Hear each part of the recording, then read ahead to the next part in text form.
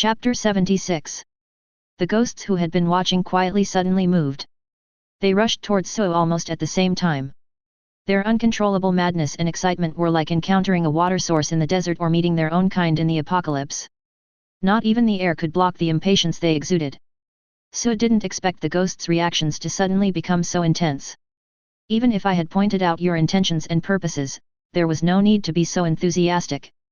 Call out just as the ghosts were about to pounce. Suo suddenly disappeared, and then appeared in another direction almost at the same time. Flying Thunder God Technique. Ever since he acquired the Flying Thunder God Technique, he has developed a habit of leaving the Flying Thunder God seal wherever he goes. I have to say that this technique is really convenient. With this technique, it is equivalent to having countless layers of insurance. Unless it is a separation between different dimensional spaces, such as heaven, 4, 5, 7 hell, etc., he dares to break in even if it is a dangerous place without any preparation. The ghosts who had missed their target were dumbfounded. Kate, who watched Suo disappear and then reappear from the side, was also dumbfounded. Is this a great transformation? What happened? The ghosts did not show up, so Kate naturally couldn't see them. Although I like supernatural creatures, you guys shouldn't be so enthusiastic. It would be fine if they were pretty or normal, but your current honor, you can only admire from afar. You can only watch from a distance. Suo waved his hand to stop the ghosts and turned to the ghosts who continued to rush over. Room 137, room 137, right? The Dean's body is hidden in the secret room of room 137. Oh, and there is also the patient log left by the Dean. You don't need it anymore. Do you mind if I take it away and keep it? Well, if no one answers, it means you don't mind. I'll leave it like this. This was Sue's first experience with a ghost, and this patient diary is of great commemorative and collection value. Let's go. We're going to the basement to deal with the Dean. We'll wake up Gavin on the way. Sue called out to Kate. Although Kate, who was in a daze, couldn't see ghosts, she was very careful and courteous when she walked towards Sue, almost like carefully avoiding old men and women when squeezing into a bus. If this scene was recorded, it would definitely be considered an excellent work of non-physical performance. Sue walked in front to lead the way, Kate followed behind, and the ghosts followed the two of them in a mighty manner. Soon they came across Gavin, who had just fallen to the ground. Kate hurried over to wake Gavin up. After waking up, Gavin loudly reminded the two that there was a ghost here. His panicked little expression and frightened little voice, tit-tut, accidentally exposed her feminine nature. Of course, this mother does not refer to the sissy kind, but the kind of mother who is even more timid than girls. Looking at the performance of the two, when they met the ghost, one was so scared that he didn't know where to go, and the other knew to run in the direction of his companions and also knew to remind his companions. It is obvious at a glance who is superior and who is inferior. When Gavin was scared, he felt his IQ was negative, but Kate's IQ was still online after all. Let's get out of here. Gavin said urgently. No, we can't leave yet. Why? Why can't we leave? Before Kate could explain, Gavin got a little angry. Kate explained in detail what happened after Gavin ran away and fainted, including that Sue's white eyes could see ghosts, and that there were ghosts following them, but these ghosts had no intention of harming them and just wanted help to be freed, as well as what happened here that year, what the Dean had done, and that this place had been blocked off and that they had to deal with the Dean before they could leave, etc. You are so powerful, why don't we go down with you? We can't help, so we won't cause trouble for you. Gavin said hesitantly. It doesn't matter. If you want to see it, come with me. If not, just wait for me here. Sue didn't mean to force them to go through thick and thin with him. It wasn't like they were teaming up to fight monsters. It was good enough if two ordinary people like them could ensure not to cause trouble. As long as it didn't affect him, Sue was really easy to talk to. My impression of Gavin has changed from a passerby or someone I know to someone I don't want to have any contact with. It's okay for him to go to a place like this to date his girlfriend. Men are sometimes very childish and straight, so it's understandable. Even his reaction of dropping his girlfriend when he was scared away can be explained by overreaction and brain offline, but Sue really can't stand him being timid and irresponsible. Kate didn't tell any girl that she was waiting here and let Sue go by herself. How can you, a man, dare to bring your girlfriend to a place like this for a date? Say that.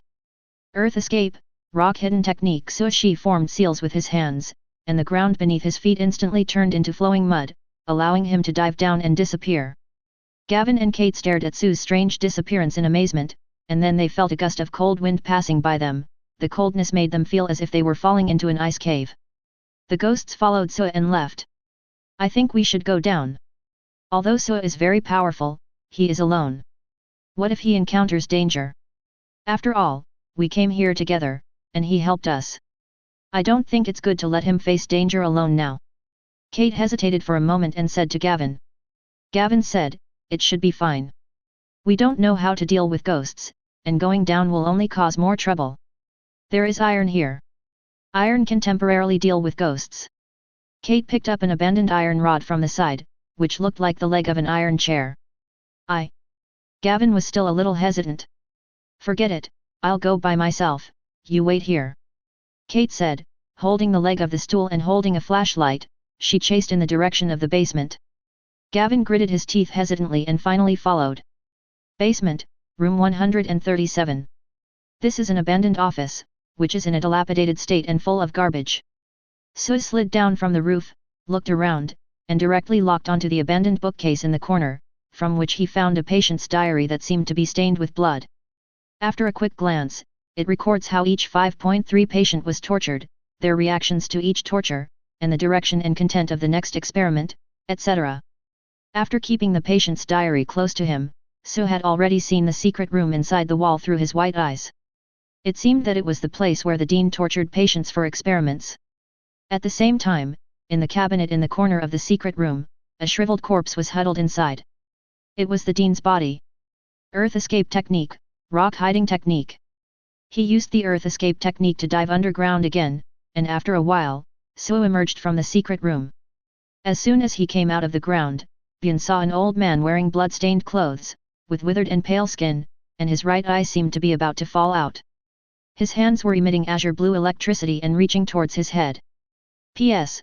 Brothers who keep reading this book, don't forget to open a subscription. I'll stop here at night and continue updating during the day. If nothing unexpected happens, I'll guarantee 5 updates a day. Chapter 77. The ghost of the dean grabbed Sue's head with his hands flashing with azure electricity. His face was filled with a ferocious and angry expression, and the electricity in his hands was even more dazzling and violent. Then, his expression changed. Viper. Papers were flying and leaves were swaying. Sue, who was originally caught by the dean, began to fall off like a paper man. In an instant, he turned into a group of paper chasing the wind and attracting butterflies and gathered in another place. The dean was startled and turned around to attack again, but was greeted by a kick into the sky. Bang! The dean was kicked straight into the air and then disappeared. There were creaking sounds of friction, and the blood-stained bed not far away rushed towards Sue as if controlled by some mysterious force. Sue dodged it easily with a leap. While in the air, he quickly formed seals with his hands, opened his mouth and spoke wind style, great breakthrough towards the cabinet in the corner of the secret room. Bang! The door of the cabinet was blown open instantly, revealing the curled-up body of the dean inside. As if guessing what Sue was going to do, the ghost of the disappeared dean reappeared and stood in front of his own body, with an increasingly ferocious expression on his face, and the electric current in his hand became increasingly agitated. It's useless. Once a ghost appears, it's equivalent to having a physical body. You can attack me, and I can attack you. Obviously, you can't beat me. Fire style, great fireball technique. Chakra gathered behind the throat, and a huge fireball was spewed forward from the mouth. The hot and burning fireball easily passed through the body of the dean's ghost and then hit the cabinet. Bang! First there was a loud bang, and then flames enveloped the cabinet. The documents, sundries, and the dean's body in the cabinet were slowly burned in the flames. The ghost of the dean began to become illusory and flicker, and finally disappeared with a bang. The kill reward sounded. It seems that the ghost of the dean has been destroyed. Bang! The office door was suddenly knocked open. Kate stumbled and stood firm holding the iron rod. She looked at the unharmed Sue and the burning cabinet and asked tentatively, "Is it over?" Sue chuckled and nodded, "It's over." Kate said apologetically, "I'm sorry I'm late and can't help." "It doesn't matter. What matters is that you are here." Sue looked around. The ghosts that had been following him disappeared one by one with relieved expressions. Perhaps they could finally rest in peace. "I'll give it to you." Su raised his hand and threw out a flying thunder god kunai. Recently, when he had nothing to do, he had marked almost all the ninja tools in the system with the flying thunder god mark. Keep it as a souvenir. What's this? Kunai. Kate was fiddling with the kunai in her hand curiously and looked up to ask what to do next, but suddenly she found that Su was gone. She subconsciously looked around and finally determined that Su must have used some mysterious method to leave here.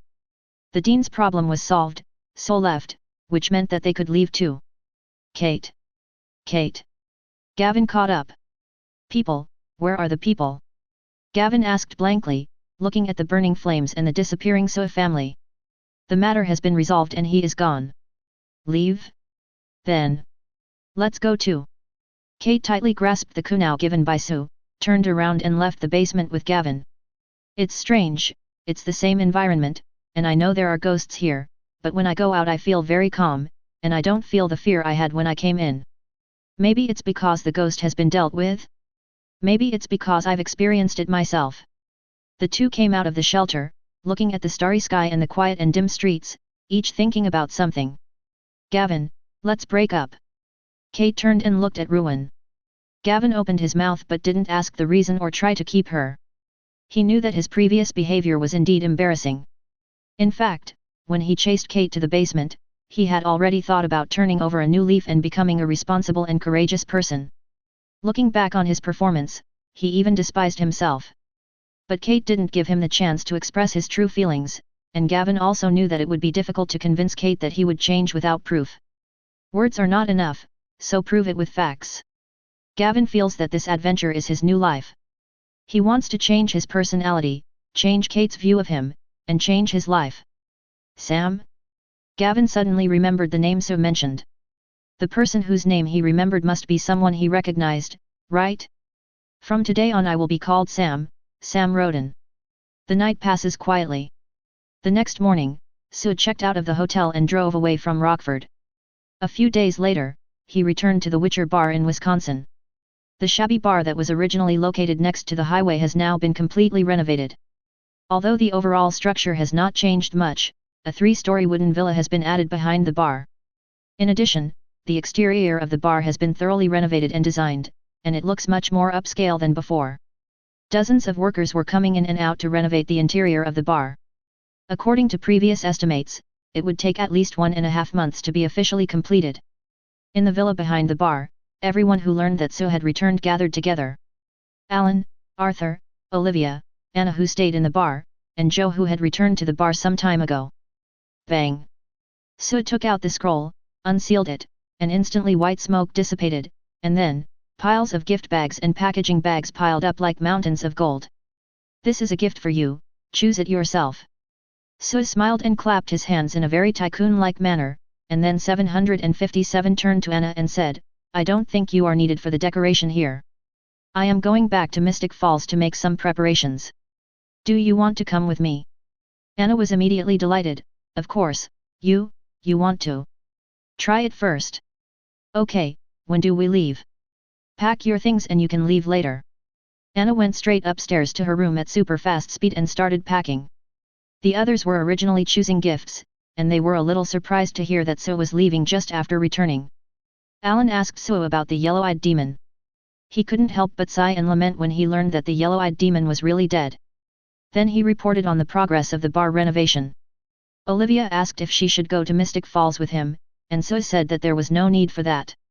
This time he went back mainly to familiarize himself with the environment, buy a house and simply decorate it, and leave a few flying thunder god marks. It shouldn't take too long. Instead of letting Olivia go with him, it would be better for her to stay here and concentrate on practicing Chakra. He was still waiting for the Chakra fruit as a reward for the mission. P.S. I will first write down the plot of the Vampire Diaries to lay the groundwork. After all, by the time the plot begins in a few years, the heroine will have already been taken away by someone else. In addition, Sam Rodin is the name of the male protagonist of Final Destination 5, which is a small Easter egg designed so that the plot of Final Destination can be written later. Chapter 78. As soon as Su had marked everyone, the villa, and the bar with the Flying Thunder God mark, Anna had already packed her things and appeared in front of him with a suitcase, impatiently. You go first, and I'll be there soon. Su patted Anna's shoulder, marked her with the Flying Thunder God mark, and let her set off first. Although Anna wondered why they didn't go together, she still drove off first out of her trust in Sua and her eagerness to return to Mystic Falls. The benefits of the Flying Thunder God technique are obvious. If you want to go somewhere, you don't need to go there yourself. You just need to ask someone to carry the Flying Thunder God mark and go there first. Then, you will arrive in the blink of an eye. He took a shower, changed clothes, had a cup of coffee and something to eat to relieve his fatigue from the journey, and told Joe about his experiences after their separation, gave Olivia some advice on how to refine Chakra, and even took a short nap. Only then did he sense the Flying Thunder God mark on Anna's body, and disappeared with a whoosh in front of everyone's surprised eyes. On the way, Anna, who was driving, wanted to call Sua several times to ask him when he would catch up and whether she should find a place to wait for him. Then, Sua appeared beside her with a whoosh and sat in the passenger seat without any warning. Anna stared at Sua in a daze for a long time before she reacted. She asked him in shock how he did it.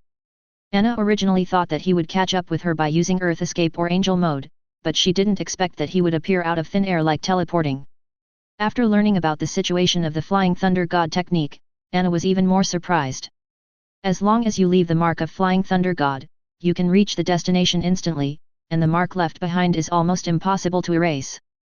Let's not talk about the problem of rushing on the road, just talking about the enemy. Once the enemy is marked, it is equivalent to being locked by the Sua family forever. No matter where they escape to, the Sua family can appear in an instant to take their lives. Isn't this too unreasonable? Even with powerful tracking magic or sorcery, at most it can only tell the location. How can it reach it instantly? Moreover, if the target person's position changes, you may need to track him again or follow him to continue searching. Once the other party frequently changes his position and flies a kite, even if you know where he is, you can only stare at him helplessly. Even if the other party has mastered the method of shielding or concealing his own position, you will not be able to find him even if you want to. But the Flying Thunder God technique can, as long as it locks on you, it can kill you instantly. Even if you are prepared and want to erase this mark, it is almost impossible. Anyway, Anna has never seen Sue's ninjutsu being cracked so far. Anna was eager to go home, and she drove very fast all the way without taking any rest. On the way, so she ate when she should and slept when she should. After eating and drinking, she used the Flying Thunder God technique to catch up with Anna, who never stopped for a rest. In just 2 days, we crossed Indiana and Kentucky and entered our destination, Virginia. Mystic Falls.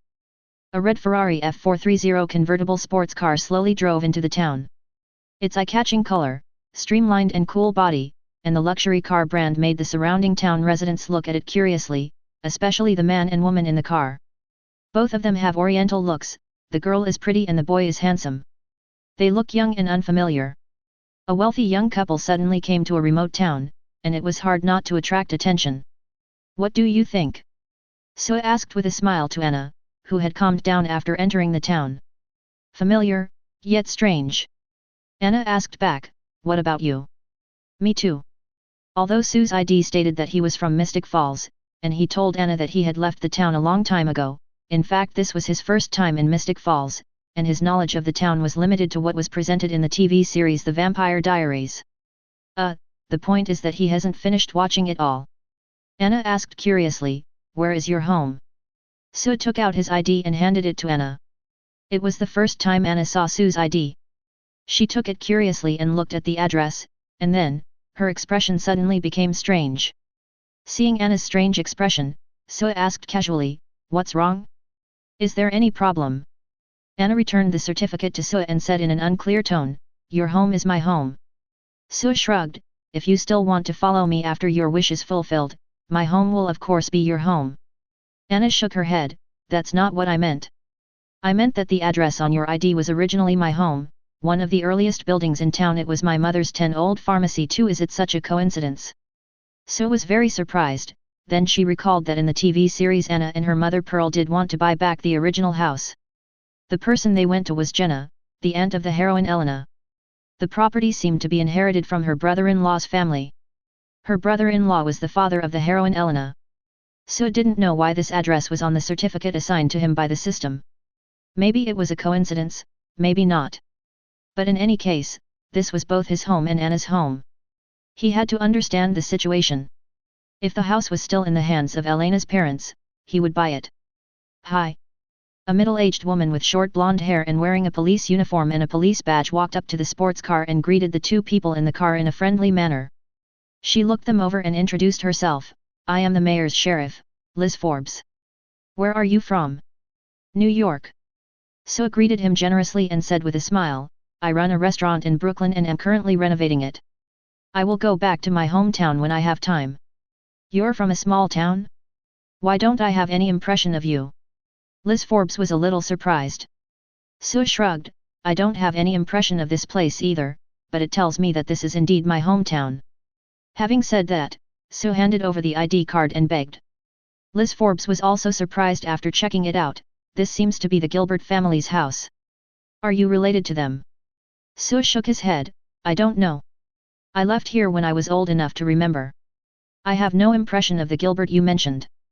I came back this time just to see what my hometown looks like. If possible, I want to buy this house. Sheriff Forbes, do you have Gilbert's contact information or can you tell me where his home is? Of course. Liz Forbes enthusiastically took out the change and wrote down the address and number, and pointed out the direction. Anyway, welcome back to Mystic Falls. Thanks. After expressing his thanks, Sue took the address and his ID, then waved goodbye to the sheriff. P.S. This is the 4th update today, and there will be another update in the evening. Please subscribe, and please reward me. Chapter 79. Have some tea, both of you. A gentle and virtuous middle-aged woman sat next to Sue and Anna, warmly greeting the two young people who wanted to meet her husband and inquire about a property in her family. This woman is called Miranda Gilbert. She is the wife of Rayson Gilbert and the mother of Elena Gilbert, the heroine in the Vampire Diaries. To be precise, it is the adoptive mother. Elena's real-life experience is very complicated and will only be revealed after the death of her adoptive father and mother and the gradual unfolding of the plot. Sue and Anna lied that they were a couple and used the fact that they opened a restaurant in New York to build up their persona. They chatted with Miranda for a long time about family matters and inquired about their family and the town. About an hour later, the man of the house, Rayson Gilbert, finally came back. Rayson Gilbert is a university professor and doctor. Elena's biological mother gave birth to Elena in his clinic and then left the child without saying goodbye. Rayson couldn't bear it, so he adopted Elena. To reiterate the situation, Rayson had no reluctance to sell the property. It was an old house passed down in the family and had been idle for many years. Mystic Falls is not a prosperous town. The residents of the town are basically passed down from generation to generation. Many people leave the town, but few people live in it. Many idle properties cannot find buyers even if they want to sell them. Rayson wanted to take 113 and the other two to see the house, and then discuss the price if they liked it.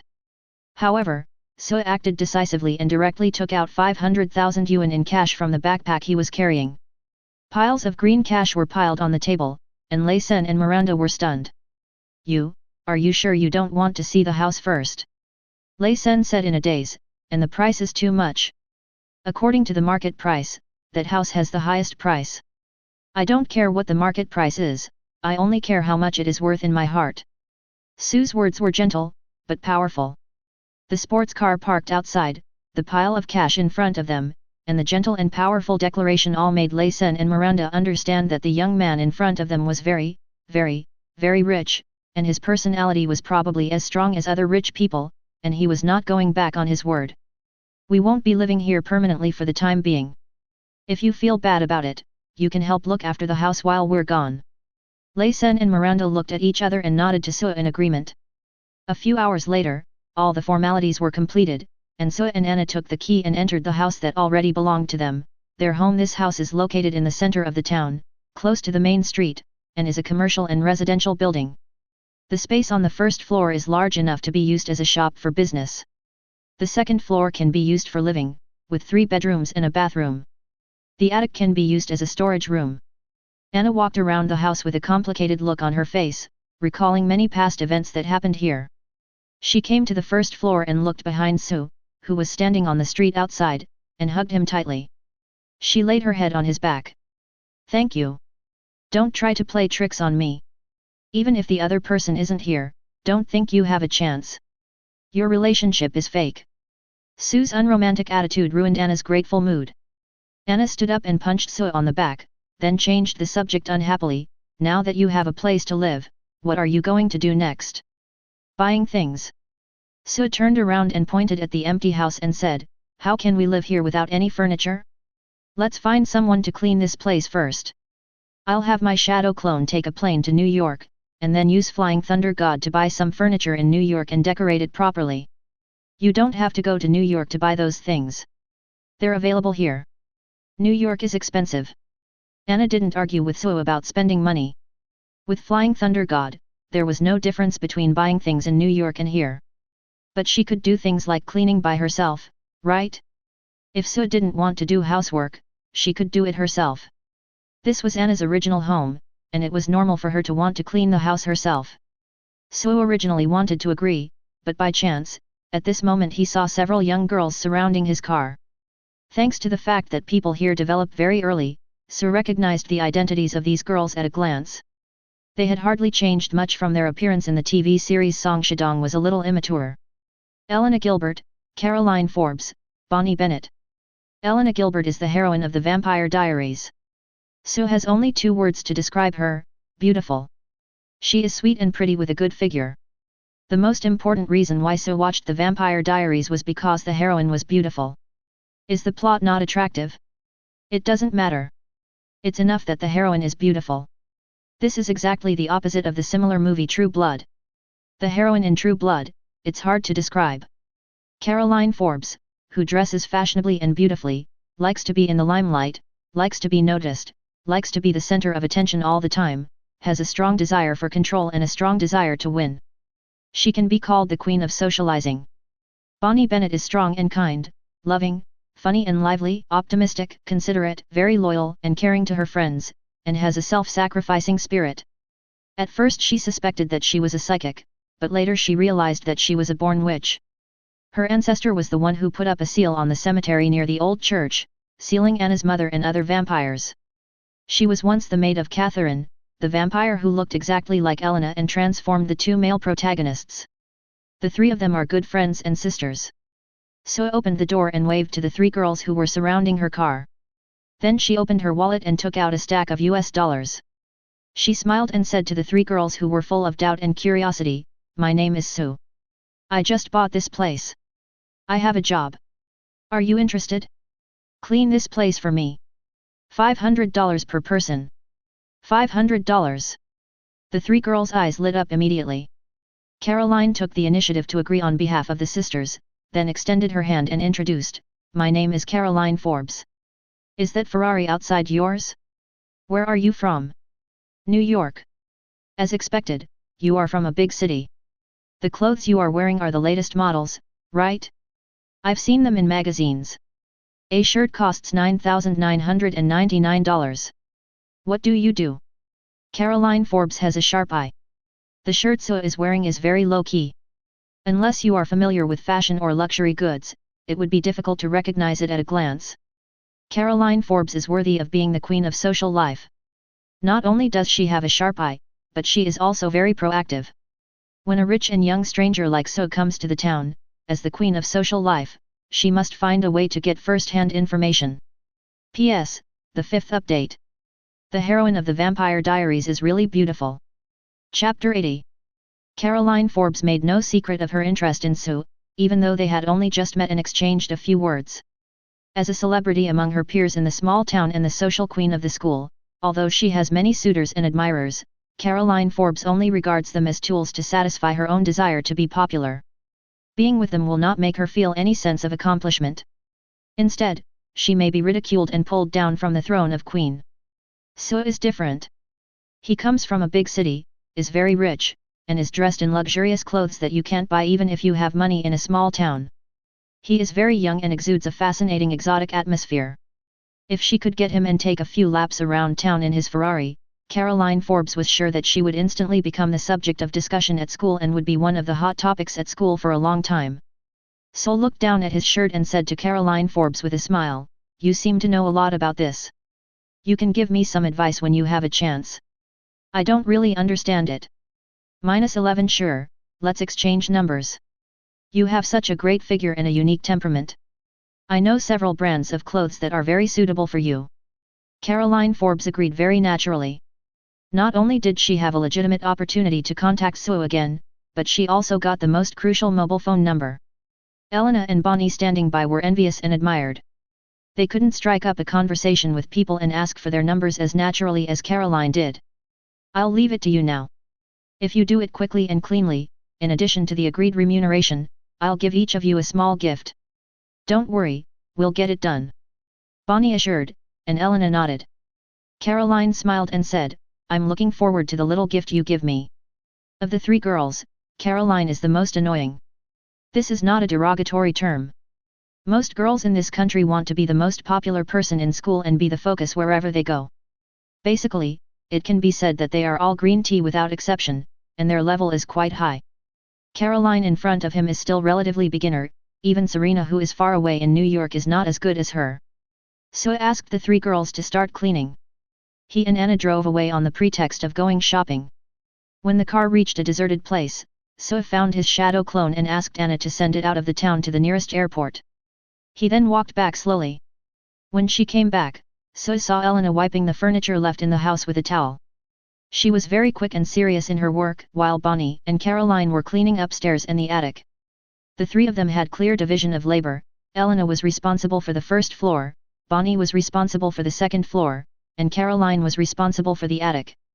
In terms of difficulty, Bonnie had the most work to do on the second floor, with 3 bedrooms and a bathroom, all of which needed to be cleaned. The second was Caroline's attic, which Sue had seen before and was very dusty and difficult to clean. On the contrary, the first floor, which Elena was responsible for, was relatively easier because of its layout and purpose. Their division of labor was a bit unreasonable.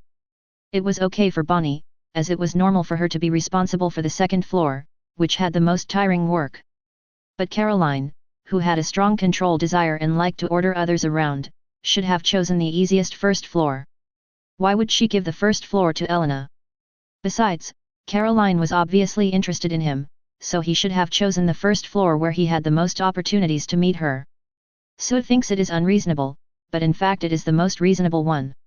Since Caroline is interested in Sue, how could she let him see her working in such a miserable state? Did she not want to give up her image as a goddess? The work could be done, but her image could not be destroyed or frozen. Of course she would not do the most tiring job, so she could only settle for the attic as the second best option. You don't need to clean up these furniture and furnishings. I'll replace them with new ones later. Sue reminded Elena, and then said with a smile, did you know that this house was originally yours? Elena shook her head blankly, my family. I bought this house from your parents for $500,000 a few hours ago. If you have any gift you've always wanted to buy, you can ask them when you get home. They have money now. Sue winked teasingly. Elena was amused and smiled sweetly. She ruffled her hair and said, I will. Afterwards, Elena started chatting with Sue while she was working, and before they knew it, they were getting along very well. Not only did they mention some of their own things, they even exchanged numbers. For example, Sue already knew that she had a childhood sweetheart named Matt, and they had a good relationship.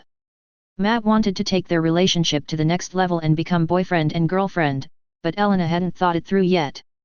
0 request flowers.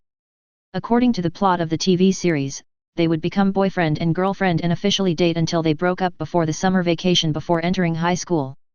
Elena's first love ended there. She dated Matt because she felt she should give herself a chance to see if there would be a result with him, but she didn't feel that way after being together, so they broke up. Matt later dated Caroline. Well, from this point of view, Matt is a winner in life. He has had all the sisters except Bonnie, who is not very pretty and unattractive because of her skin color. By the way, Matt has a sister named Vicky, who is one of those girls who has a very bad life, but she is the goddess and first love of Elena's brother Jeremy. Unfortunately, she turned into a vampire and was killed in the end. This is the characteristic of small places. There are only a few people coming and going. It's either you and me and him, or you and he are relatives, and I and you are relatives. 2 hours later, the house was cleaned from top to bottom. Among the 3 girls, Elena and Bonnie were panting, with sweat and dust on their faces. But Caroline seemed like she had not done any work. Although there were some beads of sweat on her face, she was still radiant and her hair was not messy. Comparing the 3 of them, there is a clear sense of priority. Thank you for your hard work. So paid the fee and walked towards the suitcase in the corner. Inside were the small things he had bought along the way. When he opened it, there was a wide variety of items inside, including perfumes, scarves, accessories, cosmetics, and even a few pairs of high heels and women's clothes. The reason why they are all things for girls is because they were originally small gifts bought by Sue to be given as gifts. Girls are big consumers, so it is natural to train more tools, such as these 3 in front of you. P.S. Let me talk about the problem of the heroine. Of course, there are some problems, but the standards are very strict now. It is obviously impossible to include all of them. If you are unlucky, the book will be gone. Therefore, the focus will be on the heroine, and the other female supporting characters will follow the protagonist as tools. There is no way. The general environment is like this, and you can only adapt to it. Old brothers should be able to see that this book is very different from the old books in the treatment of male and female characters. Chapter 81. Are these the small gifts you mentioned? Almost every one of them is a new model from a luxury brand. Any one of them is more expensive than all the things on my body put together. Even though Caroline had overestimated Sue's net worth as much as possible, she was still shocked by the box of various luxury goods. The price of this box of luxury goods could at least buy a Ferrari sports car. How rich are you? Caroline couldn't help but ask. What family? Even if I had a mine at home, I wouldn't dare spend it like this. Houses, sports cars, boxes of luxury goods, these alone must be worth millions, right? Is this the life of a truly wealthy person? Luxury goods are bought in boxes and given away as gifts. Looking at the surprised Caroline and the stunned Elena and Bonnie, Sue couldn't help but feel a strange sense of accomplishment. So what if she's the heroine? So what if she's pretty? She's still a shrewd person who looks like she's never seen the world. She's still busy cleaning her house just for a few $100s. Well, it's actually quite nice to occasionally enjoy this kind of evil taste of throwing money at people. Shock. The time traveler actually used money to do this to the heroine? It's hard to answer the question of how much money I have. Anyway, I can keep spending it. Sue said lightly, shrugging his shoulders and saying, you don't have to care about the price. This is just a small reward from me for your hard work. Small reward? It's just cleaning. Not only is there $500 per person, but there's even this kind of small reward? The more rewards the better. After choosing and selecting, the 3 of them quickly selected the gifts they liked.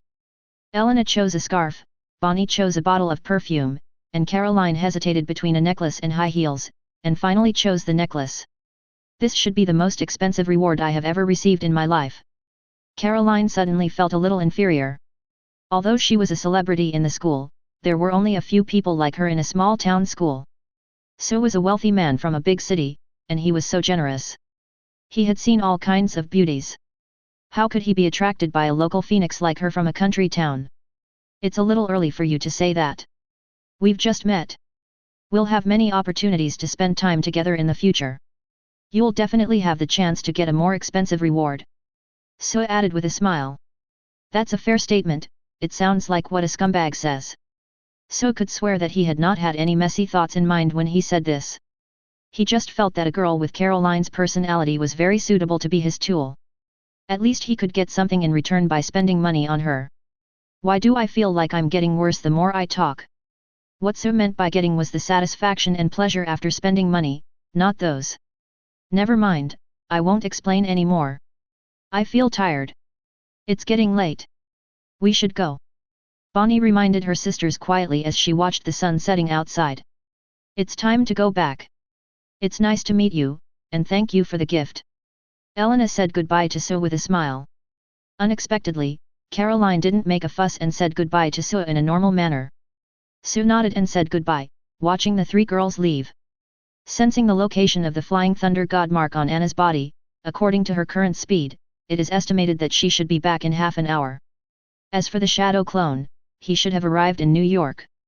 So she has already felt that the shadow clone has engraved the flying thunder god mark in New York. Close the box, lock the door, and leave a flying thunder god mark on the wall.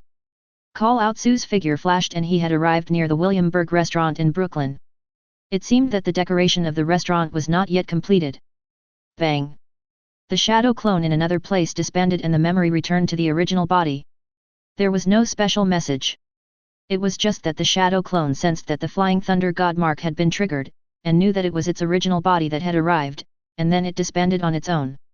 Due to limited time, Sue did not contact Max in the restaurant or Serena, but took a taxi directly to the largest shopping mall in Brooklyn.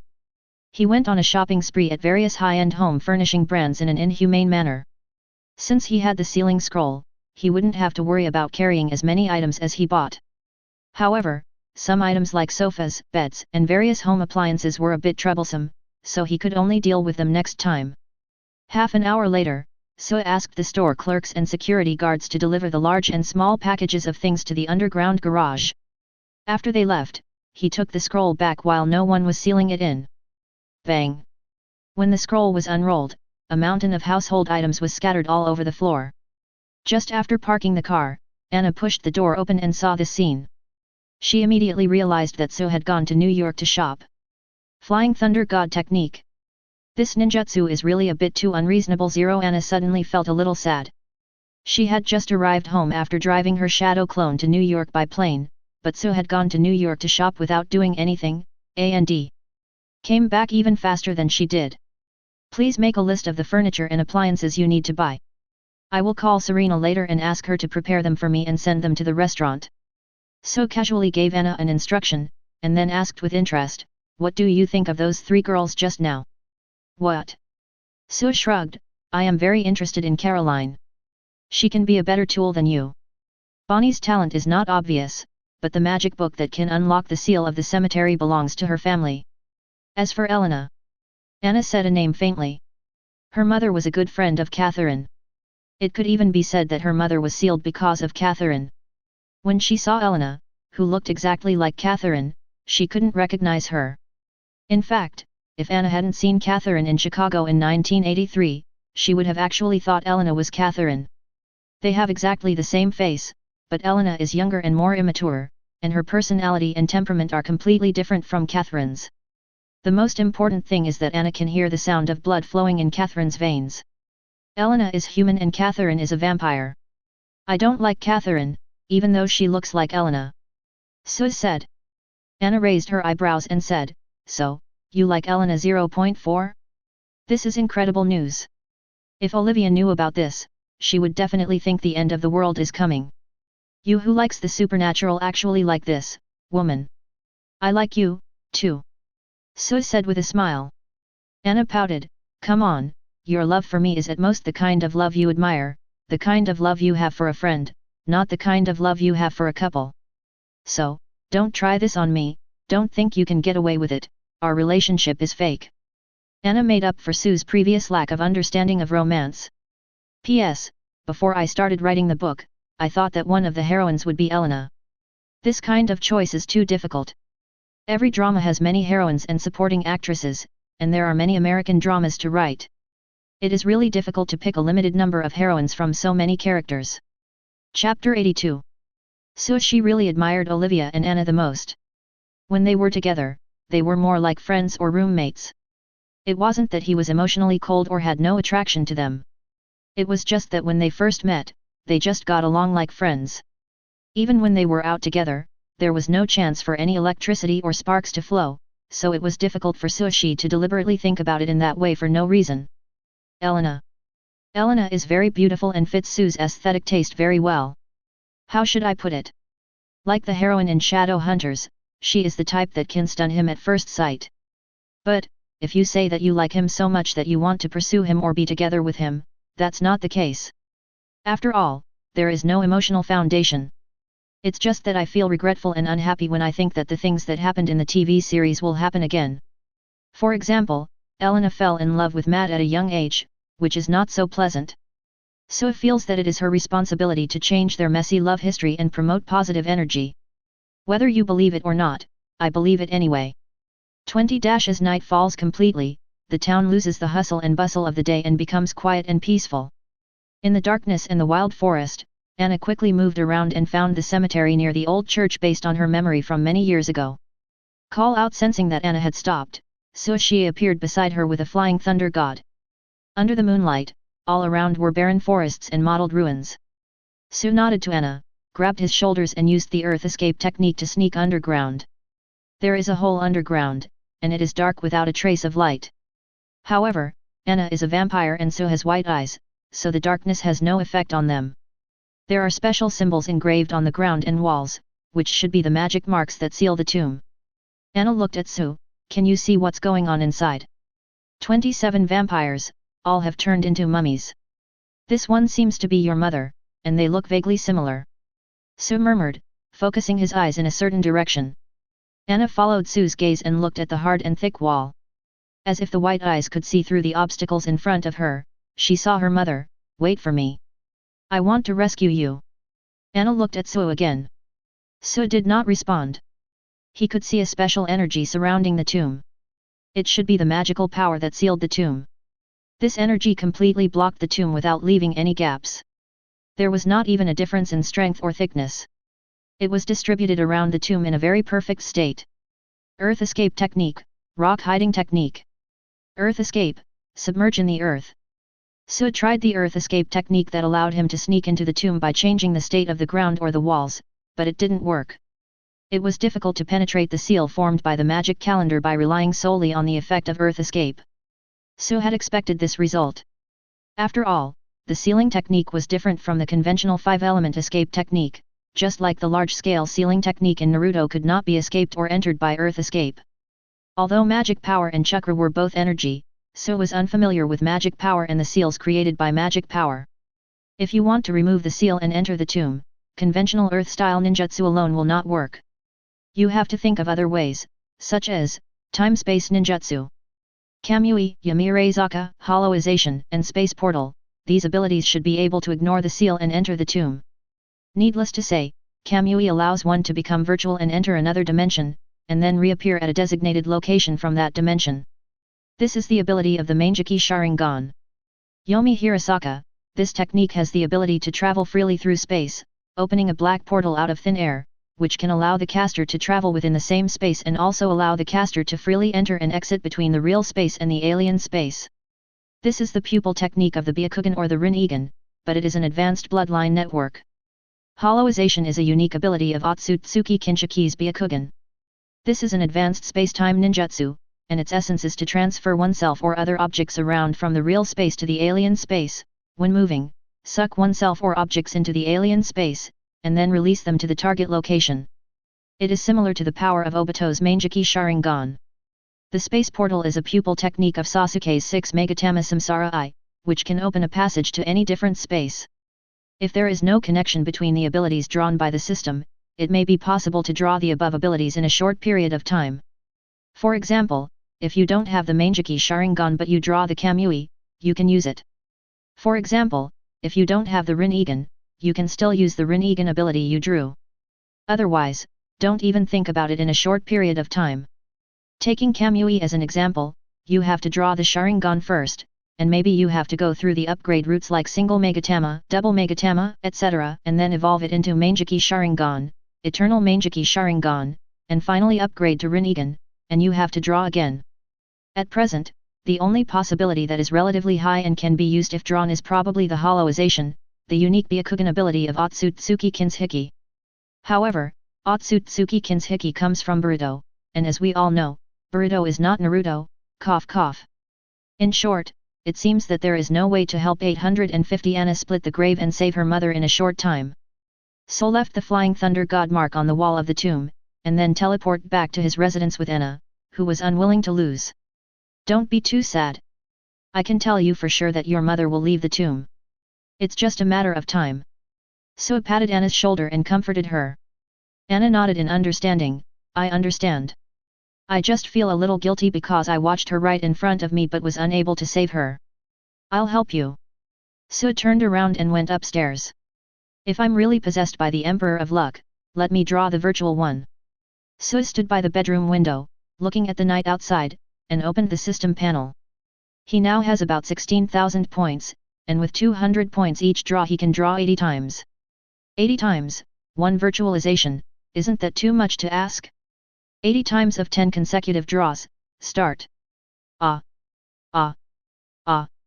The sound of the lottery was heard periodically, and it lasted for several minutes. Until the end of the lottery, Suh seemed to still hear the ding ding ding sound echoing in his mind. P.S. When I was writing this paragraph, I suddenly remembered that there is something in the evil force that can increase absolute luck. I can use it to make some money later? Chapter 83. The sound of the lottery, which seemed to linger in the air, finally disappeared completely from his mind. Suh shook his head, which had been numbed by the shock, and concentrated on counting his gains. 80 times of 10 consecutive draws, 800 draws, don't let me down. Healing 2 Palm Magic 1 Extraction Technique *1 Ignoring the long array of shurikens and kunai and other rewards, the first thing he saw was 3 kinds of medical ninjutsu, and he actually drew 2 of the lowest level healing techniques, which was somewhat unexpected for Suh. Immobilization 1 Instant Body Technique 1 3-Way Seal 1 Earth Escape, Heart Beheading Technique 1 Earth Release, Earth Flow Wall 1 Earth Escape, Earth Dragon Bullet 1 Triple Rashomon 1 Telescope Technique 1 Sharingan 1 Blur 1 Yes. Suh couldn't help but wave his fist excitedly when he saw the last hollow. 800 draws and 13 ninjutsu were not a high ratio, but being able to draw the jutsu he wanted was really nice. Restraining his excitement, Suh temporarily put aside the hollowization and started to study other ninjutsu first. Healing Technique is the lowest and most basic medical ninjutsu. It focuses chakra on the palm and aims at the treatment target to achieve the treatment effect. The Palm Fairy is an advanced ninjutsu of healing. It activates all the cells of the wound and can heal the wound in just 5 minutes. It is quite difficult.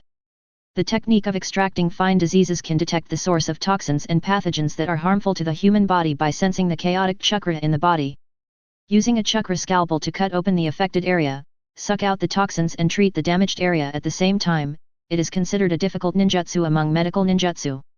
This technique has a wide range of applications. It should be able to handle wolfsbane, vampire blood, demon blood, and other subtle viruses that affect the human body. But the problem is that I haven't drawn the chakra scalpel. It's a bit like a skilled cook without rice, so when using it, I can only kill without burying. The immobilization spell is a spell that can immobilize the target. It does not appear frequently and its practicality is too low. Its power is more obvious against animals. The instant body technique, any technique that can achieve instant movement is collectively called the instant body technique. Space-time ninjutsu, high-speed physical technique, escape technique, etc. can all achieve the instant body effect, so the virtualization is actually a kind of instant body technique. But what I drew was the most common and basic instant body technique, which is said to be one of the 3 advanced body techniques, D-level, which gathers chakra on the feet and moves at high speed like a gust of wind. The speed is so fast that it cannot be captured by the naked eye. To ordinary people, it seems that the caster has suddenly moved in space. The amount of chakra will change according to the distance and height of the movement. This technique is very practical and cost-effective. The 3-way seal first creates 2 shadow clones, and then the main body and the 2 clones respectively open a green transparent pyramid barrier in the 3 directions of east, south and west to form a hard wall to control the opponent within the barrier. Earth Escape, the art of beheading in the heart, where you dive into the ground and then pull the enemy into the ground from under him. Earth Style, Earth Flow Wall is a medium-level defensive ninjutsu. There are 2 ways to activate it. One is to refine Earth attribute chakra in the body and spit out soil directly from the mouth to form an Earth Flow Wall on the ground. The other is to inject Earth attribute chakra into the ground through hand seals to form an Earth Flow Wall. Earth Style, Earth Dragon Bullet.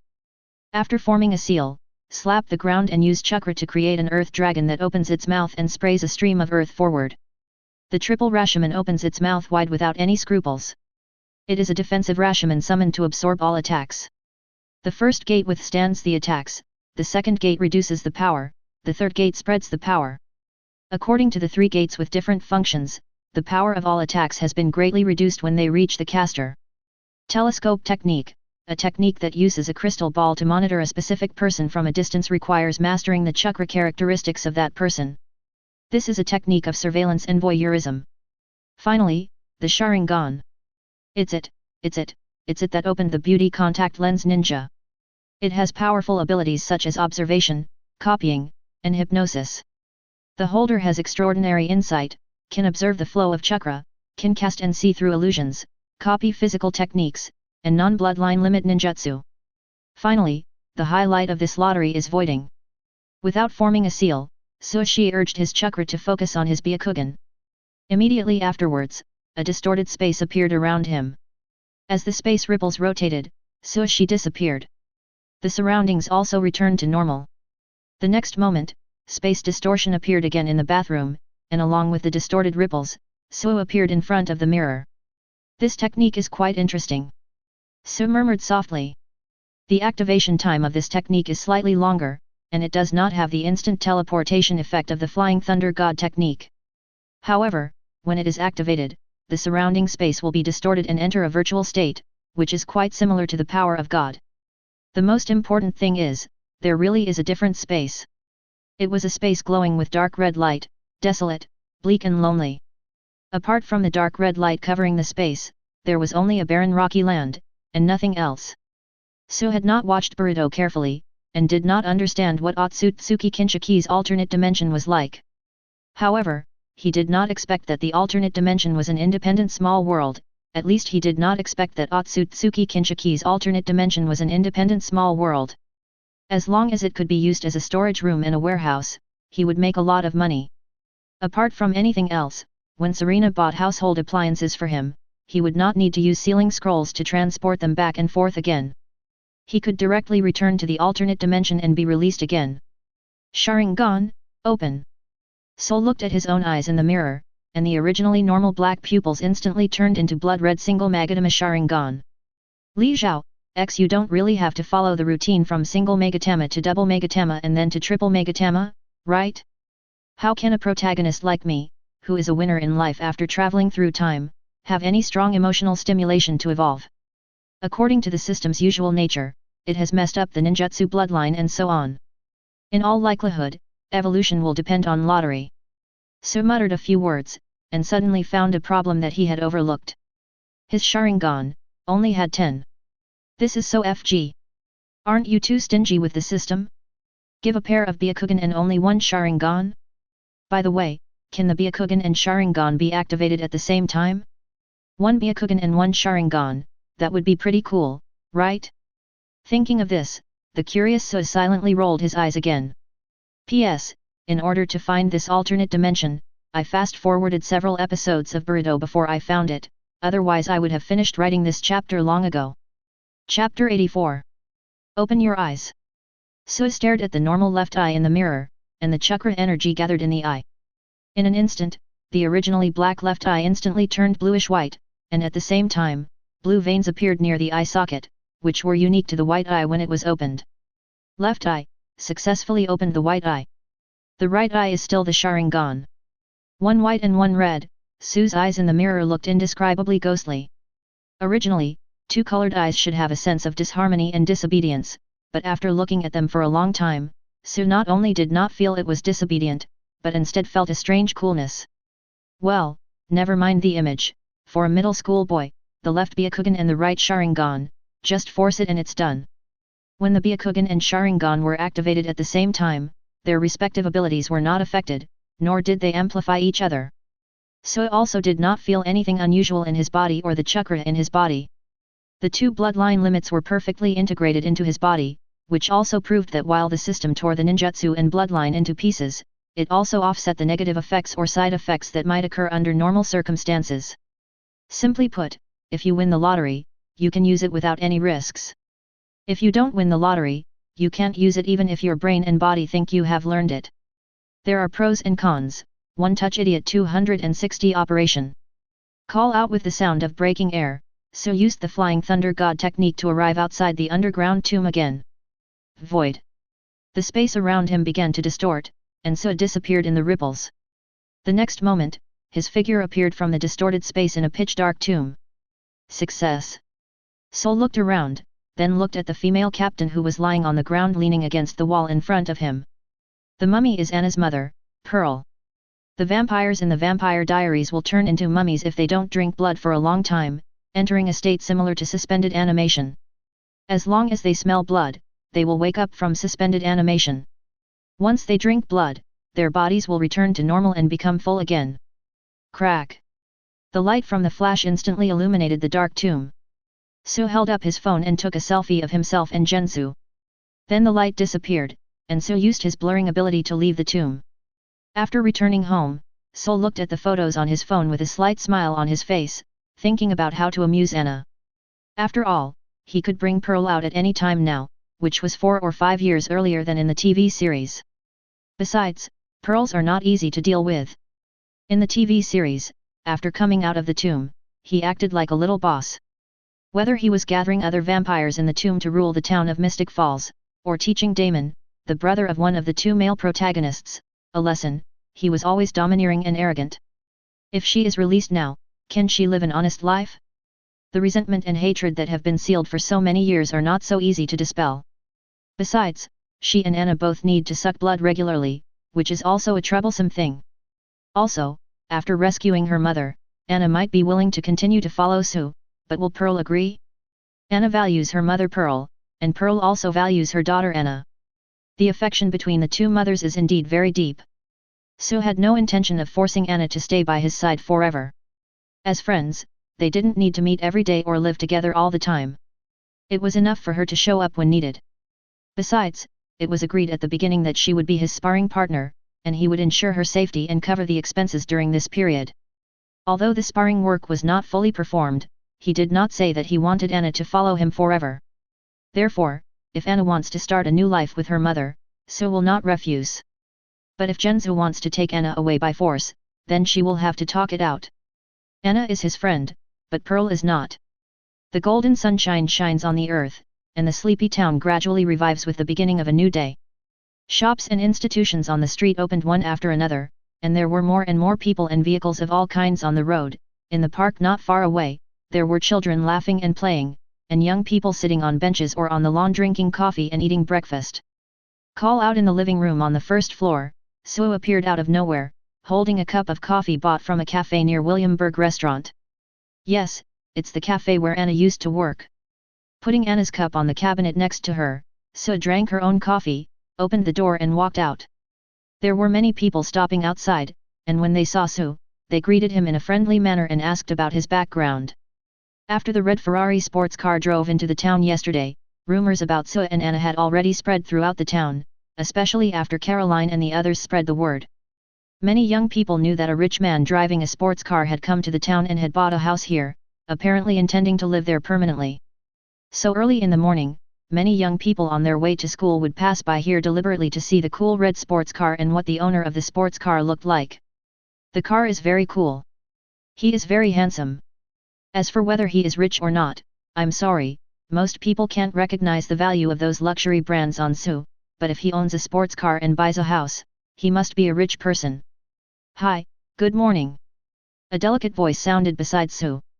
Sue turned around and saw a long-haired girl standing beside him with a tea-like smile on her face. Her performance was very deliberate, not as natural as Caroline's. My name is Vicky, welcome to the town. Vicky, a girl with long hair, stretched out her hand when she saw Sue looking at her. Vicky is Matt's sister, Matt is Elena's childhood sweetheart, Elena's brother loves Vicky, Vicky likes another man Tyler, but Tyler is a werewolf, and Vicky has become a vampire. The most important thing is that Vicky is a girl who lives a chaotic life, drinking, taking drugs, and indulging herself. Sue smiled and said thank you but did not shake hands with her. It was not that she was prejudiced. The fact that she lived the way she did was partly due to her bad family. However, her younger brother Matt was much more positive than her. Well, actually I am a little biased, mainly because there is nothing shining about her that is worthy of Sue's appreciation. Vicky was a little embarrassed after being rejected. She took back her hand and pretended to touch her not-so-messy hair naturally, and said persistently, maybe we can be friends. Maybe, I can help you earn some pocket money. Sue said directly. Vicky, whose purpose was exposed, did not feel embarrassed. Instead, she looked at Sue with a sharp gaze. How much? Sue shrugged and walked into the house. Come with me. Many people nearby noticed the situation, but they followed Sue into the house without hesitation. Chapter 85. Sue picked up the coffee from the cabinet and took the somewhat nervous and curious Vicky straight upstairs to Anna's room. Bang, bang, bang. Come in. After knocking a few times, Anna's somewhat lazy response came from inside. Wei Ji reacted and stopped Sue. Is your girlfriend in there? This is not good, right? 500. What? 500, first. Sue looked at the silent Wei Ji and said calmly, if you don't want this price, I can find someone else. Vicky whispered, I think I can try. So opened the door and walked in with Vicky. Anna, who had already gotten up, was slightly startled when she saw the strange girl So brought in. Then she came over and asked worriedly, "Is it safe? I have regular physical examinations, so it must be safe." Vicky was a little dissatisfied. Anna was stunned and chuckled, "You didn't tell her the truth. It's inconvenient because there are too many people on the street. It's not too late to talk now. Anyway, she just wants to make money." Sue shrugged and looked at Vicky and said, "Do you like excitement?" Vicky, who was a little angry at first, suddenly brightened up when she heard this, "Do you have something good?" "I'm talking about a different kind of excitement." As soon as Sue finished speaking, Anna was in front of Vicky in an instant. With smoky makeup and sharp fangs, Vicky stared blankly at Anna, whose image had changed drastically, and the word vampire kept echoing in her mind. "Ah!" Anna covered her mouth with her hands as soon as the sharp and terrified scream came out.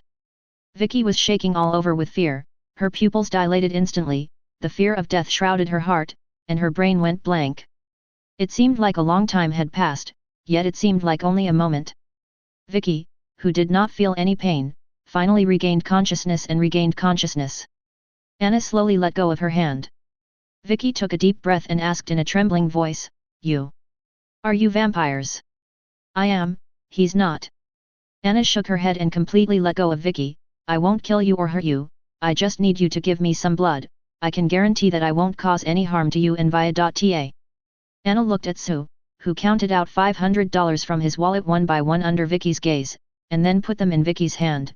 "Paid blood donation will not give you so much money." Vicky looked at the US dollars in her hand, thinking that she followed Sue in public. So many people saw it, they shouldn't dare to hurt her, right? Are you sure you won't hurt me? You won't turn me into a vampire? And you won't cause trouble for me afterwards?" Vicky asked hesitantly. Anna nodded affirmatively, "As long as you don't spread my identity and what happened everywhere, I won't cause you any trouble. In fact, if you can accept it, I would rather have a long-term deal with you." I don't know whether I should believe you." Vicky was a little moved, but also a little scared instinctively. "You'll know soon." Anna shook her head and rushed directly to Vicky. Half an hour later, Sue, who had not left, stopped Anna from using her own blood to heal Vicky's wounds after she finished her meal. Looking at Vicky, whose face was slightly pale and eyes were somewhat lifeless, Yunmin used the palm magic to help her heal the bite marks. Waves of warmth and itchiness came from the place where her neck was bitten. Vicky's eyes widened in shock and she asked curiously, What is this?" Sue did not respond. After a few minutes, the bite marks on Vicky's neck completely disappeared, and there was no trace of the previous bite. "I'll keep an eye on you." Sue turned sideways and looked toward the door, signaling Vicky that she could leave. Vicky covered her neck, which was completely free of wounds, and walked towards the door tentatively. Sue and Anna had no intention of stopping her, so she breathed a sigh of relief and said hesitantly, I don't have to come again." Sue waved his hand, "It's up to you. If you want to make money, come. If you don't want to make money, don't come. As long as you don't talk nonsense everywhere, this transaction will be settled." Will Vicky come again? It is not difficult to see from her performance that the answer is almost certain. It's just a little blood being sucked, there's no danger, and you can make money, and the bite wound will be healed. Such an exciting way of making money is very attractive to a girl like Vicky who lives a messy life. As long as she is no longer afraid of this matter, as long as she is immersed in an environment where making money is like drinking water and spending money like water, even if she is not allowed to come, she will find ways to continue this transaction and continue this job. 0 request flowers. Although Vicky was a little weak and tired when she left, her face was filled with excitement and satisfaction. After returning to school, she even treated several friends to lunch generously, which made it hard not to wonder where Vicky got the money. In a short time, the news about Vicky and the mysterious rich man spread throughout the school. Caroline, who was originally somewhat proud of being the first to contact Sue and exchange numbers with him, was immediately furious after hearing the news. If there was any gossip about someone in the Sue family, that someone should be me, not Vicky. After Caroline found out the situation, her inferiority complex was instantly suppressed by her competitive spirit. She thought that even someone like Vicky could be liked by others. "It doesn't make sense that I can't do it, right?" she is not as stupid as Vicky, who would clean for a mere $500. The price for cleaning for Sue is the same, and there are even expensive small rewards. Vicky is blind. Her goal is to make Sue her boyfriend and completely suppress Vicky, the little BCH. After school, Caroline rejected Elena and Bonnie's invitation to go home together and went directly to find Sue. Bang, bang, bang. Caroline knocked on the door nervously. After a while, Sue, who was dressed casually, opened the door and said to her with a smile, "You came at the right time. I bought some things and I'm worried about how to arrange them. Can you give me some suggestions?" Caroline then realized that the room that was somewhat empty yesterday was now filled with all kinds of things. She put down her backpack and took off her coat, and smiled at Sue. "Okay, where do we start?" "The living room." "Good." Caroline enthusiastically and proactively began to help Sue with the decoration. Unconsciously, the originally messy living room gradually became tidy and planned. From color matching to the arrangement of hanging accessories, Caroline made many constructive suggestions. The living room now looked modern and technological, simple yet luxurious, which made Sue, who originally had no ideas or requirements for the layout, very satisfied. On the sofa, Sue thanked Caroline, who was sweating profusely from exhaustion, and said, "Thank you for your hard work. If you want any reward, I will satisfy you." P.S. The picture is of Caroline. Chapter 86. Sue's reward was very attractive, but for her ultimate goal, Caroline shook her head and refused. "I just helped a little within my ability. I can't ask for your reward every time I help you, right?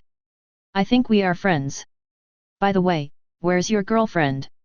It's better to do something as important as decorating a new home with your girlfriend, right?" Sue smiled and shrugged. "She probably isn't in the mood to play this kind of house game with me right now." After Vicky left, Sue showed Anna the photo of herself and Pearl, which made Anna cry with joy. She was so excited that her legs went weak and she almost knelt down to Sue. Of course Sue didn't let Anna succeed. He showed Anna the photos to tell her that he had a way to rescue her mother, but he needed to make some preparations before rescuing her. Pearl is not as obedient as Anna. If she moves in here without any permission, she will inevitably do something that will expose her identity. So Sue gave Anna a sum of money as a gift and asked her to buy a house in the nearby city of Amherst and prepare some inventory to place Pearl there after she comes out. When she will no longer affect him, she will be allowed to return to Mystic Falls. "Did you have a fight? Was it because of what happened to Vicky this morning?" Caroline asked with some surprise. "Did the news spread so quickly?" Sue was speechless. Caroline smiled and said, "Our small town is not a big city like New York. Anything new will spread quickly. Besides, Vicky wants everyone to know that she made money from you." "Really?" Sue asked with a smile. "Did she tell me how she made the money?" Caroline curled her lips. "Do I need to say this? Maybe you don't know what kind of person Vicky is, but as a friend, I advise you to have less contact with her. Because of the kind of deal you thought it was." Unexpectedly, Caroline shook her head and denied it. "Although I am surprised that you are attracted to Vicky, it is not because of this reason. Vicky is a terrible person. She will bring you a lot of trouble. For example, this time, you just moved to the town and almost everyone knows about your transaction with her. This will affect other people's impression of you. Of course, if you don't care about this, just ignore what I said. If you fall in love freely, no matter how many times you fall in love, you will still be a good girl. People will think you are charming and many people will like you. If you do the same thing for money, others will have a bad impression and evaluation of you. I have to say, this is very real." The same goes for Sue. When it comes to Elena and Caroline, they want to change their messy love history. When it comes to Vicky, they have some prejudices from the first impression and don't really care about her feelings. Sue reflected on himself and felt a little touched, and then, nothing happened. What else can we do?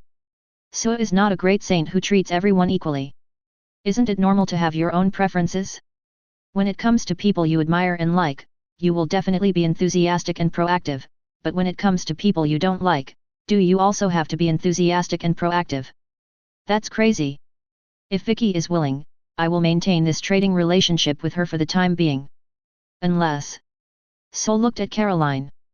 Caroline shook her head and said, "I may like your little gift as a reward to you, but I will never do that kind of thing for money, unless I like you." "How should I understand your words?" Should they be separated or connected? So asked with a smile. If put together, it means unless I like you.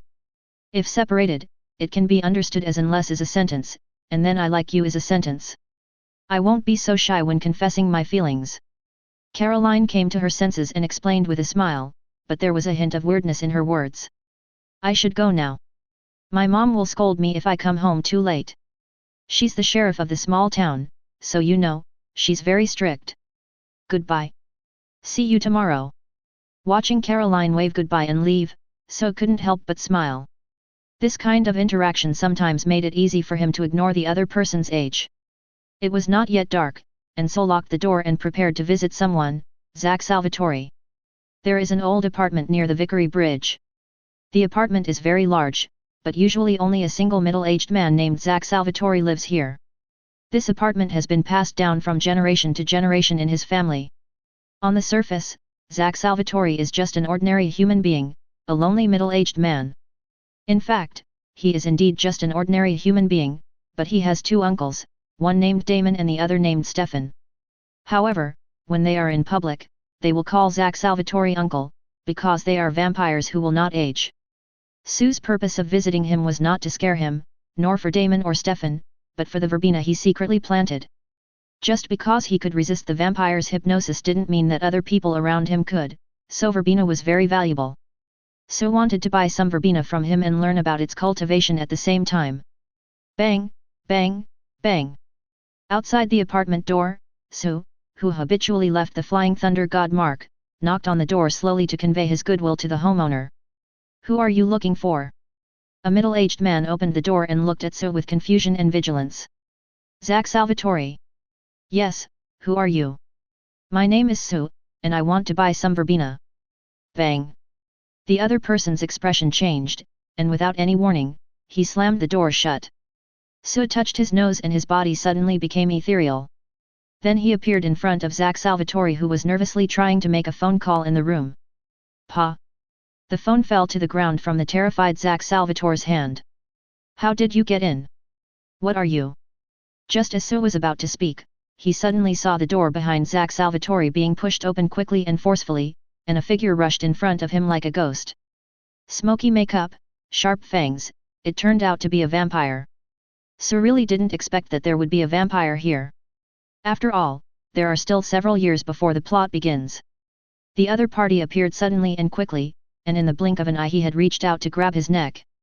Then, it was empty.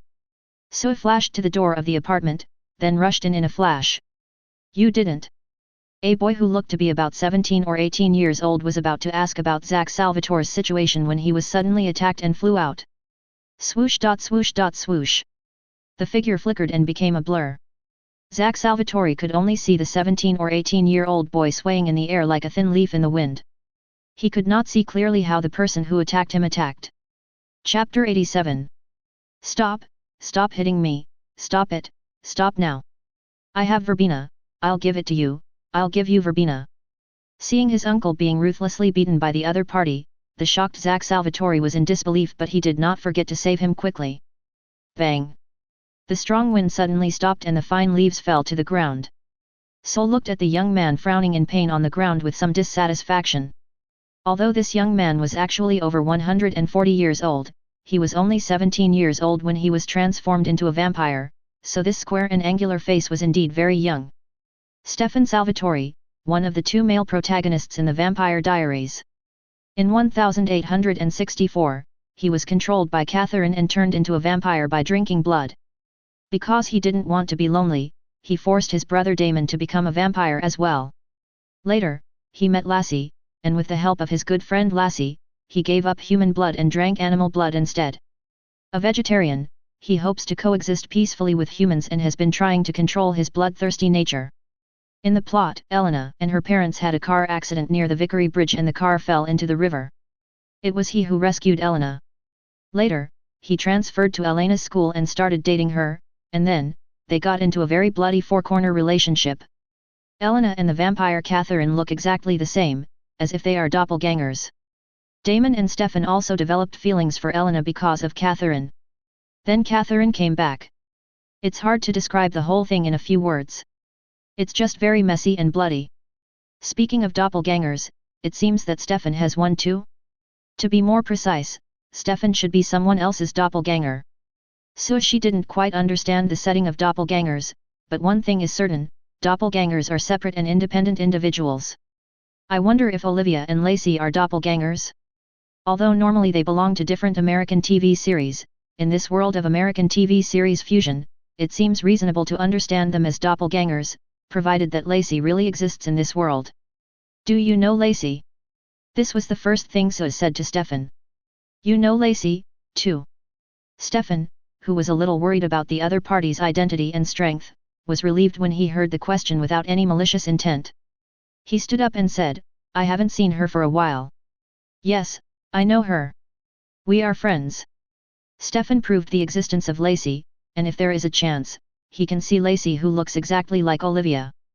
Who are you? Stefan asked about Sue's identity. He said his name is Sue, and he wants to buy Verbena.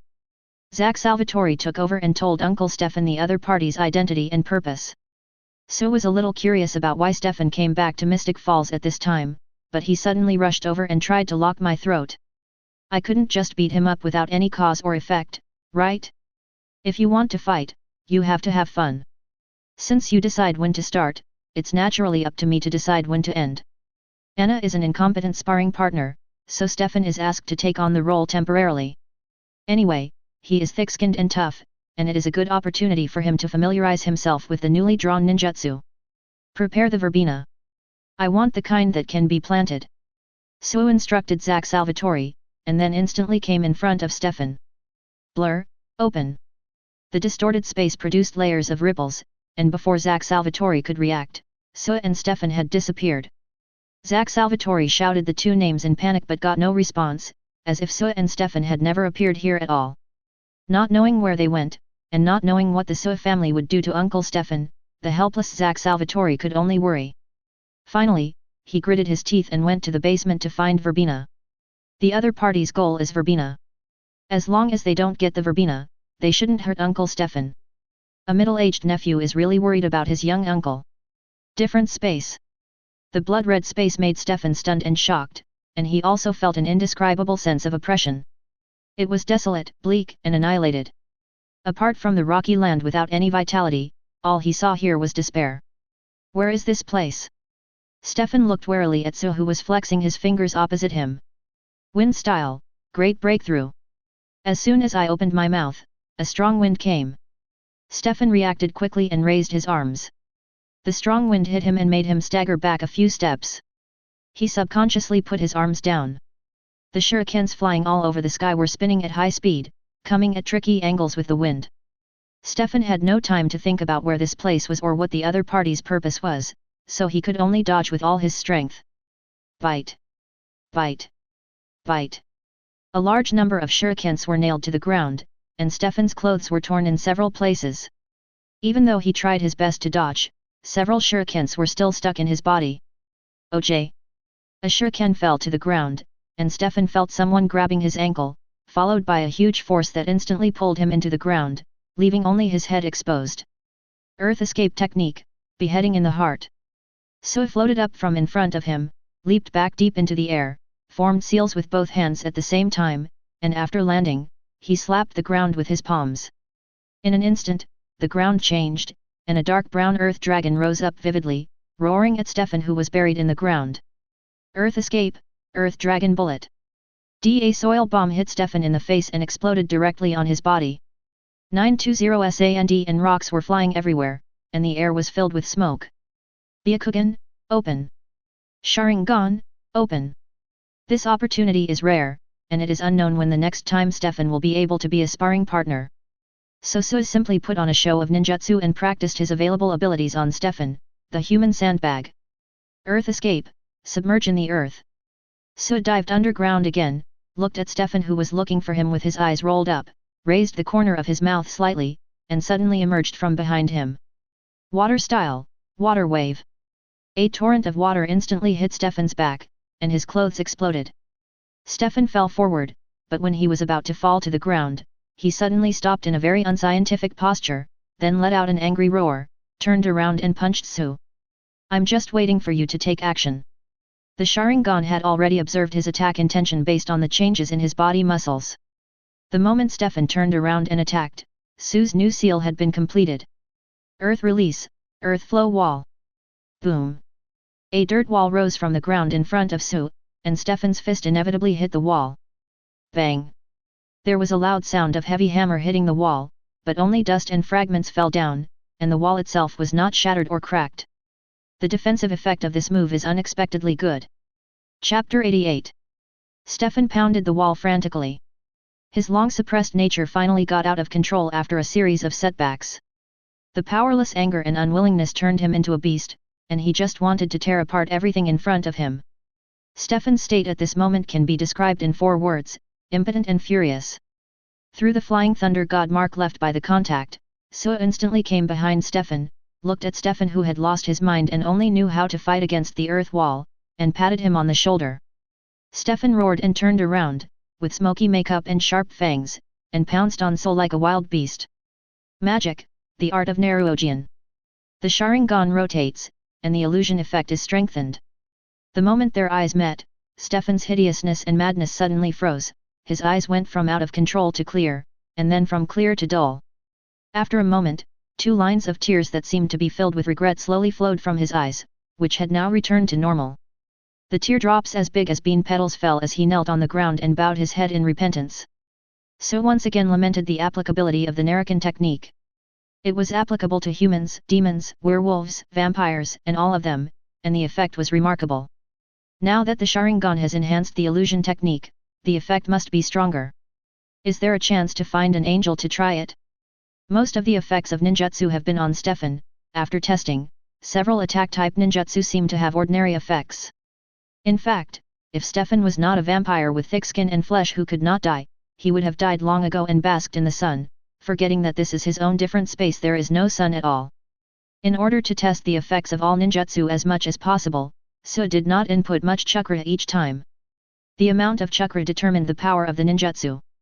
Judging from the current results alone, he was still very satisfied. After all, the purpose is not to kill Stefan, otherwise he would have used fire escape and detonating talisman long ago. If you can't kill a vampire instantly with obvious weaknesses, don't pursue the supernatural.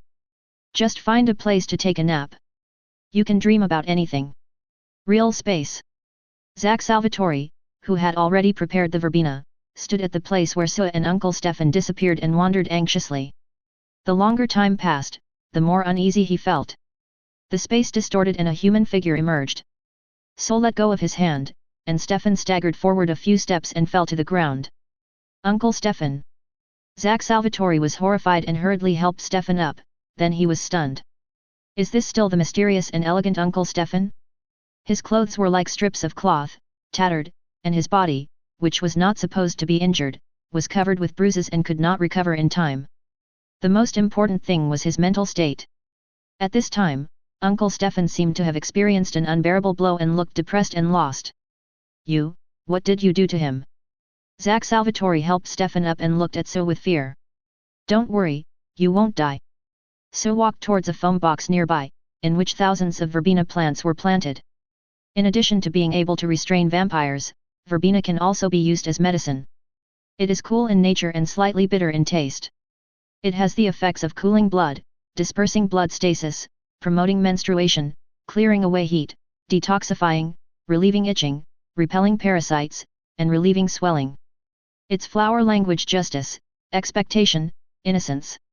In Christianity, verbena is regarded as a sacred flower and is often used to decorate altars of religious consciousness. In addition, in the past, when people generally believed that diseases were cursed by witches, it was often inserted in front of the patient's bed to remove the curse. In ancient Europe, it was regarded as a precious sacred grass and was given a symbol of peace in religious celebrations. Perhaps this is why verbena can restrain vampires. Originally, I wanted to buy verbena with good intentions, but there is no point in saying more now. I'll give you this kunai. It may save your life in the future. Su threw a kunai engraved with the mark of the flying thunder god and nailed it in front of Zach Salvatore. Then the surroundings began to distort, and he and the foam box containing the verbena gradually disappeared along with the distorted ripples. The next moment, twisting and rotating ripples appeared in the living room of the house. Sue bent down and picked up the foam box to prepare to keep the verbena in the attic. When she turned and walked towards the stairs, she unexpectedly saw a person lying outside the door and looking inside from the corner of her eye. The four looked at each other, and the other party was stunned, with an expression of incredible shock on his face. He had obviously seen the scene that Sue appeared through the virtual transmission. This is really unexpected.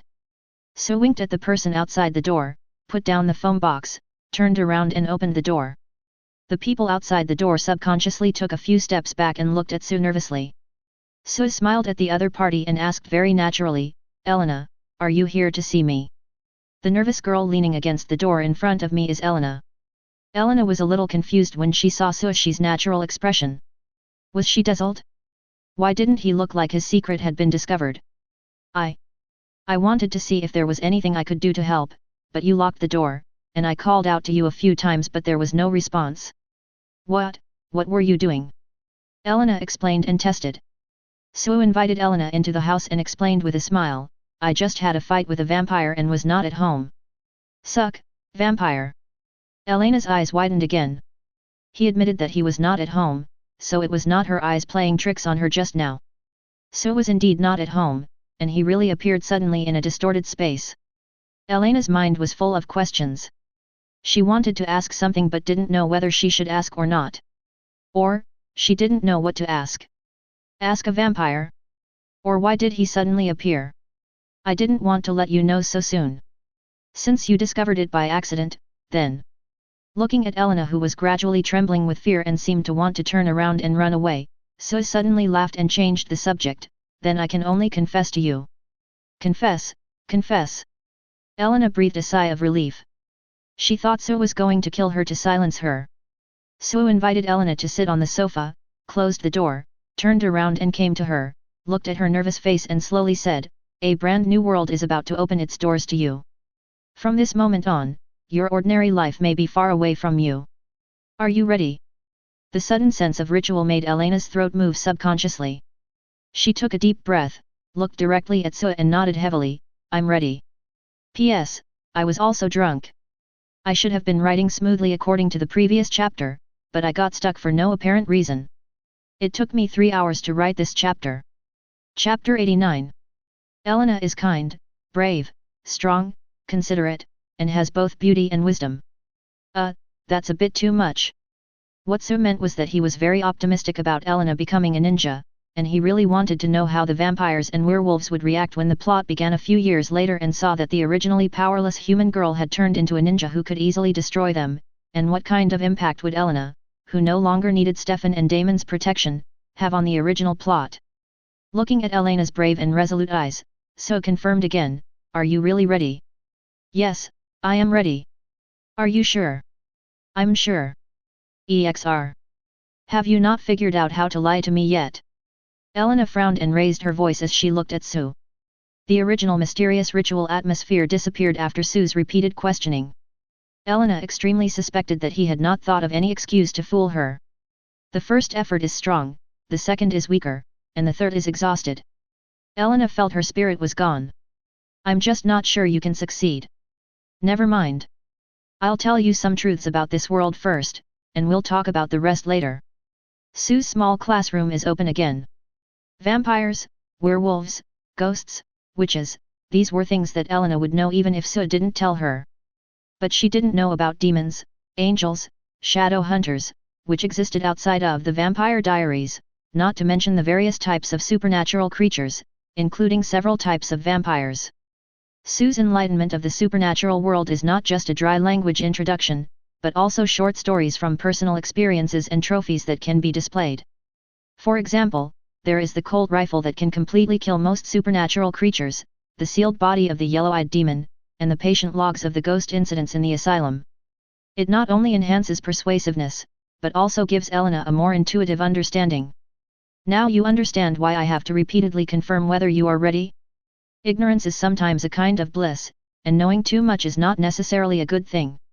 Once you know that all kinds of monsters and demons really exist, you will become troubled invisibly, and will start to imagine wildly at the slightest sign of trouble, and may even develop paranoia. In this world, supernatural creatures are everywhere and supernatural events are common.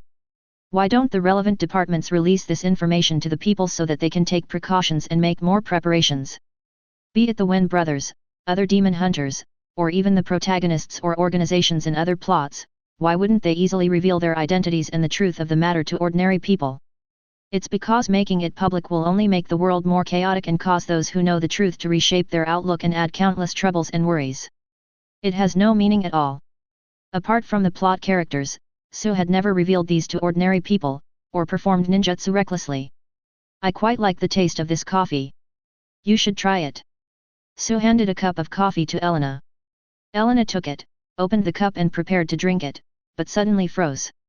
Paper coffee cup, unopened cup mouth, this is not how you should drink coffee at home. Elena turned the coffee cup and saw the store name and address printed on it. It was in Brooklyn, New York. The coffee was obviously freshly made. When did he go to Brooklyn, New York? He was clearly by my side the whole time. No, what should be surprising is that he can travel back and forth from Brooklyn in an instant. Even supernatural creatures like vampires can't do this, right? It's still not right. He talked a lot about the existence of supernatural creatures, but didn't say what he was. Obviously, what I wanted to know most at the beginning was his identity.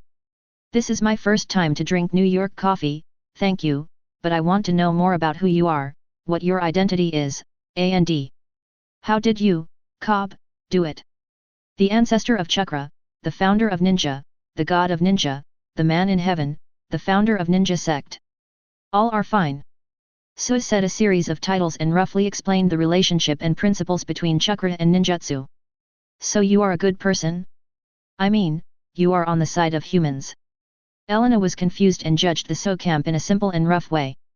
Sue gave an affirmative answer. Regardless of whether he was a good guy or a bad guy, he or the ninja he trained definitely belonged to the human camp. If mankind perishes and the world is destroyed, what use will money be? If money is useless, how can he spend it to become stronger? You said you were fighting with a vampire and that's why you weren't at home. Where is the vampire? Is he in this town? Elena asked nervously. There is more than one vampire in Mystic Falls. My girlfriend Anna is also a vampire. Of course, she is not my girlfriend, but just my friend and companion. Sue smiled and comforted, although I won't live here permanently, Anna may stay. She lived in Mystic Falls a long time ago. This house is her original home. If you encounter any trouble in the future, you can ask Anna for help. And you? Me? Of course I have other things to do. There are so many supernatural events that he has not experienced yet, and unknown American TV drama plots are waiting for him to explore. How can he possibly stay in Mystic Falls forever? States. The ringing of the cell phone interrupted their conversation. Elena took out her cell phone and said my mom to Sue, then answered the call. Why do you want to tell me who called you? Why do I feel like I was caught on a secret date by my parents? I'll be home soon. Yeah, I get it. Don't worry. I'll be there soon. Elena hung up the phone, stood up and said to Sue, I have to go home. I send you. No, thanks. Didn't you say we'd be home soon? It'll take you at least 10 minutes to walk back. I'm really going to take you there right away. Sue blinked, put his arm around Elena's shoulder, and used the Flying Thunder God technique to teleport to the vicinity of Elena's home. This seems to be the first time that Sue used Flying Thunder God to lead people. Anna doesn't count because she is a vampire. As for the effect, just look at Elena who fell on him because of the loss of weightlessness and balance caused by instant teleportation. Ordinary people's reaction ability and sense of balance are not that strong, so they need more adaptation. Oh my god, this is my home. How did you do it? Elena leaned on Sue and looked at her house in surprise. It's really coming soon. P.S. I can't write about the harem, and I have to write about the love story. This is really making it difficult for me, Fat Tiger. Continue to ask for first order, self-order, and reward. Chapter 90. Is there any place you want to go? Sue lowered her head and looked at the surprised Elena with a smile. Elena murmured, there's no place I want to go, I guess? I've never thought about it. Now you can think about it. Elena looked up at Sue, their eyes met, and then she stepped back slightly in panic, lowering her head and unconsciously touching her hair. I will go in first. Good night. Good night. Elena took a few steps, turned around, waved her hand to Sue, smiled, then walked to the door and entered the house. Sue's mouth curled up slightly for a while before he sensed Anna's flying thunder god mark and teleport directly over. That an apartment building in the suburbs of Amherst. Anna was sorting the blood bags she had just bought in the refrigerator. When she saw Sue suddenly appear, she couldn't help herself and said, "Everything is ready here. When are we going to?" Sue smiled and raised an eyebrow, "Now." Anna was overjoyed, but then looked at Sue suspiciously and even went up to him and sniffed him. "Caroline. Elena, there is also the smell of a strange human being, probably a man, and it seems to be the same kind of smell. Have you met other vampires?" Anna looked up at Sue in surprise. Sue pushed her head away and said unhappily, "Hound-like nose, is this a skill you women are born with? Besides these, have you smelled anything else?" "Another smell." Anna sniffed hard again, then stepped back a few steps with a slightly changed expression, "The smell of verbena. Where did you find verbena?" "At Stefan Salvatore's house. His old nephew has been secretly growing verbena. When I went there, I happened to meet Stefan, who had just returned to Mystic Falls to visit his nephew. There was a misunderstanding and we had a fight." "It's him." Anna nodded, and asked with a sharp look in her eyes, "Do you need me to deal with him?" "In most cases, the older a vampire gets, the stronger he becomes. Anna became a vampire earlier than Stefan, and if they really wanted to fight, a vegetarian vampire like Stefan would have no power to fight back at all." Anna's idea was very simple. Sue had done so much for her, and she really wanted to do something for Sue. Since Stefan had offended Sue, she would kill him to vent Sue's anger. She didn't care if Stefan was an old friend or what Catherine thought when she found out. Besides, his mother is about to regain her freedom and will definitely return to Mystic Falls in the future. Stefan's sudden appearance is likely to cause unnecessary trouble. There's no need for this. He has other value. Sue was satisfied with Anna's reaction, which showed that her sincerity was not wasted, but there was no need to kill Stefan. On the one hand, the anger has been released, and keeping Stefan can verify new ninjutsu or practice taijutsu at any time. Moreover, Stefan is not the kind of arrogant and bloodthirsty villain, so there is no need to kill him all because of such a small misunderstanding. On the other hand, he could become material for me to teach Elena. If you say you don't want to kill him, then don't kill him. I'll find time to go and say hello to him." Anna said. "Greet? I think what you want to hit is not a greeting, but a face. Leave." Sue grabbed Anna and teleported directly to the underground tomb. Then he became invisible and took Anna into the tomb and appeared next to Gensu. "Mother." Anna's eyes instantly turned red as she hugged her emaciated mother, tears dripping uncontrollably. Vampires can cry and shed tears. This setting is unique. All right. It's not a life and death separation. Let her have a good meal after you get home, and then you and your daughter can slowly hug each other and cry your hearts out." So consoled them and used the void transformation to take the mother and daughter out of the tomb together. Then he used the flying thunder god to teleport directly to the suburban apartment. Anna took out the blood bag, tore it open and fed it to her mother. Pearl, who had been silent, gradually woke up as the blood entered her body. She unconsciously grabbed the blood bag and began to suck it frantically.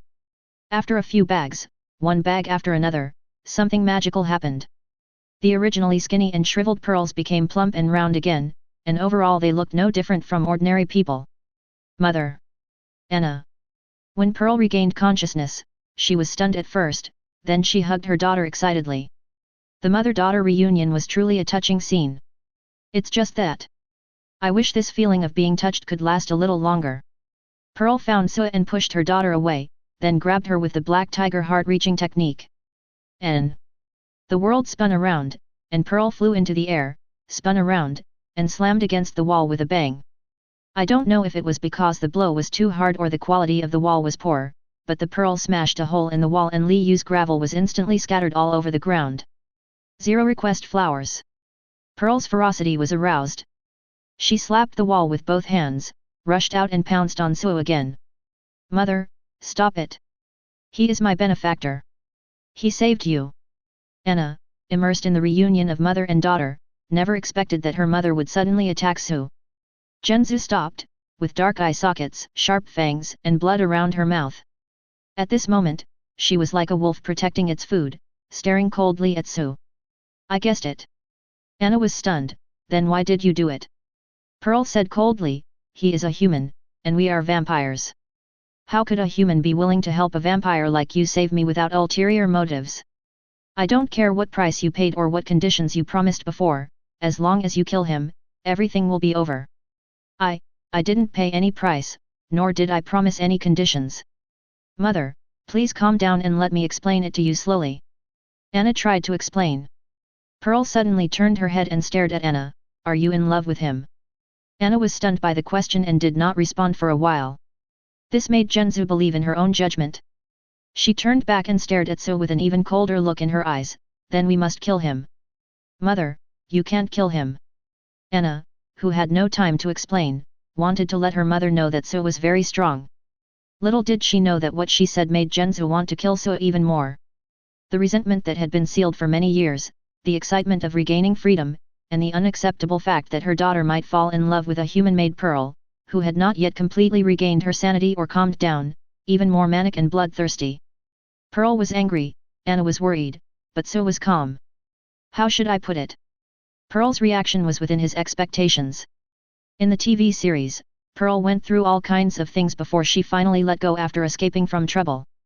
Now it was impossible to expect Anna to calm her down with just a few words. There is only one way to calm her down now, and that is to let her regain the familiar feeling. Go. Without warning, So came behind Genzu and grabbed her shoulders, using the Flying Thunder God and Void transformation. When Genzu reacted, she found herself back in the dark tomb that had been sealed for many years. P.S. If this is in the old style, Pearl, the old brothers understand people. Chapter 91. No. Impossible. Why am I here? I have clearly left here, impossible, impossible. Pearl collapsed instantly when she found herself back in the nightmare land. Her expression was distorted and she was shouting at the top of her lungs, as if she was seeking answers from someone and expressing her unwillingness. The hoarse voice in the darkness gradually stopped. Pearl, who was kneeling on the ground with lifeless eyes, suddenly remembered something and looked up at the figure who had been standing quietly in the darkness. It's that human. It's him. It was he who saved himself, and it was also he who sent himself back here. You, who are you? I can feel that the seal here has not disappeared, why can you take me in and out of here freely? Genzu knelt on the ground without getting up, looking up at Su. I am Anna's boss, friend, companion, and the one who saved you. Considering that you 010 are Anna's mother, I just sent you back here to calm down. Are you? Calm down. I could have tolerated the darkness if I had never seen the sun. Leaving here for a short time is Pearl's son. Having seen the sun, she simply cannot bear to return to darkness again. Yes, I'm calm now. I apologize to you for what happened before. Pearl slowly lowered her head. This is a gesture of submission or surrender. Pearl did calm down, but it was nonsense to say she was submissive and surrendered. It was not that an old vampire like her did not have human emotions, but her long-term vampire identity had already changed her way of thinking. The law of the jungle is the way of thinking and the rule of survival for vampires and most supernatural creatures. She would not feel ashamed or angry about submitting to Su in this situation, because this was the most basic rule of survival. If she had the chance, if she felt that she was stronger than Su, she would definitely turn around and kill Su or force Su to surrender, and she would not think it was shameless. And for the Su family and most people, they failed to show off and got slapped in the face, and they still had to show submission to the other party? This kind of thing is absolutely impossible. A gentleman can be killed but not humiliated. He still has to keep his dignity. Su didn't want to conquer Genzu, nor did he want her to become his subordinate. He just wanted Genzu to calm down and do whatever she wanted without affecting him. Virtualize, craftsman. Layers of ripples surged, and the invisible space was spinning and twisting rapidly in a way visible to the naked eye. Pearl, who was lowering her head, only felt her body tremble, and the ground beneath her seemed to change. Then she was grabbed by the shoulders and returned to her daughter Anna with a whoosh. Mother. Anna, who was originally anxious, was relieved when she saw her mother being brought back by Su. She hurriedly hugged her mother to prevent her mother from getting upset and doing something violent. You guys chat, call me if you have anything. Su said to Anna, and then disappeared. Yin didn't really care what Pearl and Anna would talk about or whether they would choose to start a new life. After returning home, Su took the verbena to the attic, grabbed one and prepared to mash it into juice to apply on the 1,000 bones, kunai, and shuriken as a poison specifically for vampires. Sometimes one should not be too limited in one's thinking. Ninjutsu can have different effects on certain things in this world, and conversely, certain things in this world may also give ninjutsu different effects. The silver kunai was just a small beginning, and the verbena poison was just the right remedy for the situation, and it was far from being a breakthrough. But as always, there will be a breakthrough sooner or later. For example, the corpse of the yellow-eyed demon, why did so keep it? On the one hand, it has collection value, and on the other hand, it is also for future research. He has already thought about the direction. For example, cell transplantation, cloning. Another example is the demon geranium technique and earth grudge, trying to take over the abilities of the yellow-eyed demon.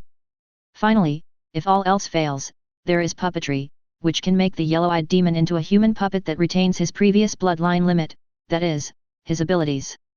Bite. Don't get me wrong, it's not the system notification tone, but Sue's mobile phone message. This seemed to be the first text message he received, and the sender was Elena. So laughed before reading the content. What a great girl! She achieved 2 achievements in less than a day. The first human brought by Flying Thunder God, and the first text message he received. Are you asleep? Just 3 simple words. If this was before the time travel, this way of chatting would probably be criticized for being blunt, right? Have you decided where you want to go? Skipping the dry and meaningless nonsense like I haven't slept yet, how about you? Sue directly brought up the topic. No, have you been to many places?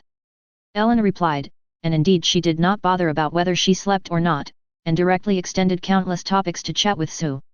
Sue was not used to the old-fashioned communication method of text messages. He could not make voice calls, video calls, or voice chats, and he could not even see the other party's typing status. Sue felt that he had to let the people of this world know that times have changed.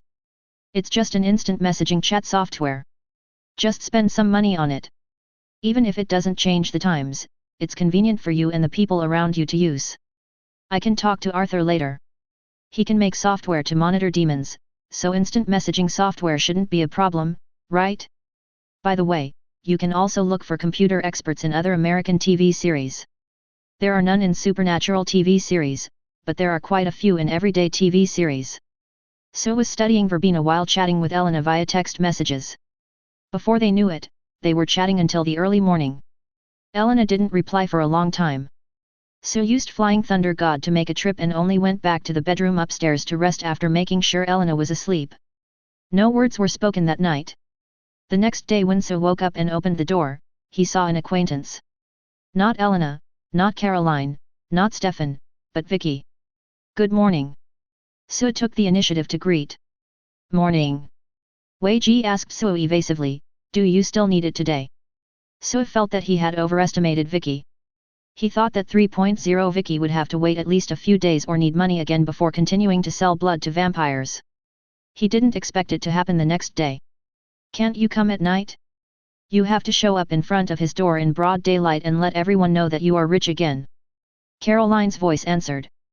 Then, Caroline, wearing a red dress, appeared in front of Sue and Vicky with Elena, who seemed to be a little sleepless, and Bonnie, who said it has nothing to do with me.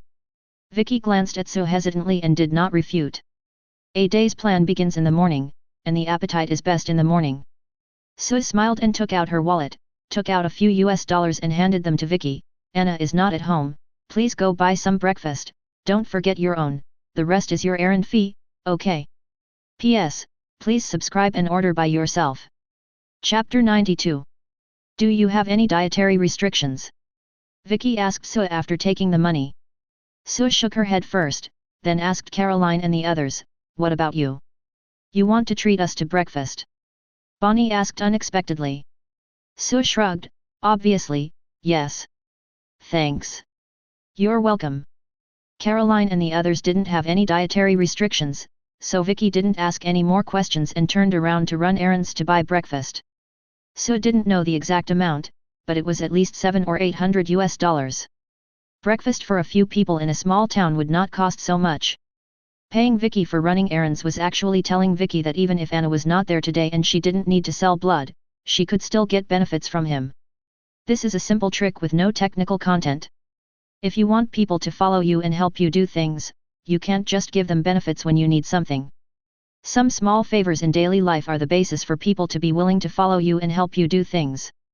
A few $100s a day in exchange for a safe and reliable blood bag and a little brother to run errands and do odd jobs can not only reduce unnecessary troubles, save time on trivial matters, but also have an additional fixed expense. In order to become stronger, accumulating small amounts into large ones and adding bricks and tiles, why not do it? Sue was very satisfied, and Vicky was also very satisfied. As for what other people thought, it didn't affect Sue, and Vicky didn't care.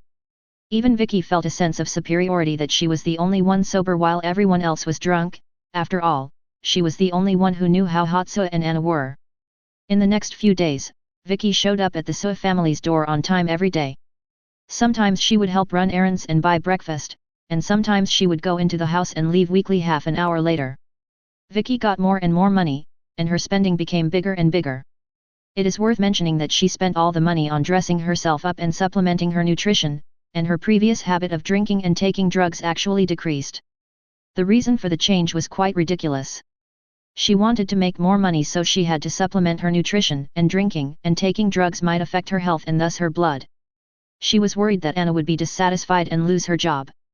As for dressing herself up, the reason was even simpler, because the money she earned from Sue's company changed her life and allowed her to naturally get out of her originally difficult, hopeless, and decadent life. Vicky's family is really bad. She can't remember what her father looks like, and her mother is often drunk and often hangs out with ghosts on the beach. So at a young age, Vicky has already lost any hope for human destiny.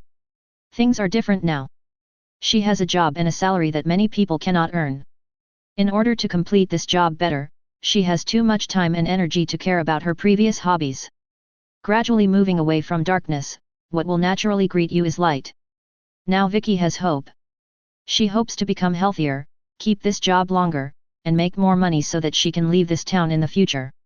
Although the rumors about her seemed to be getting more and more numerous and worse, Caroline and others who noticed Vicky's changes had a much better impression of her, and more people also noticed her changes.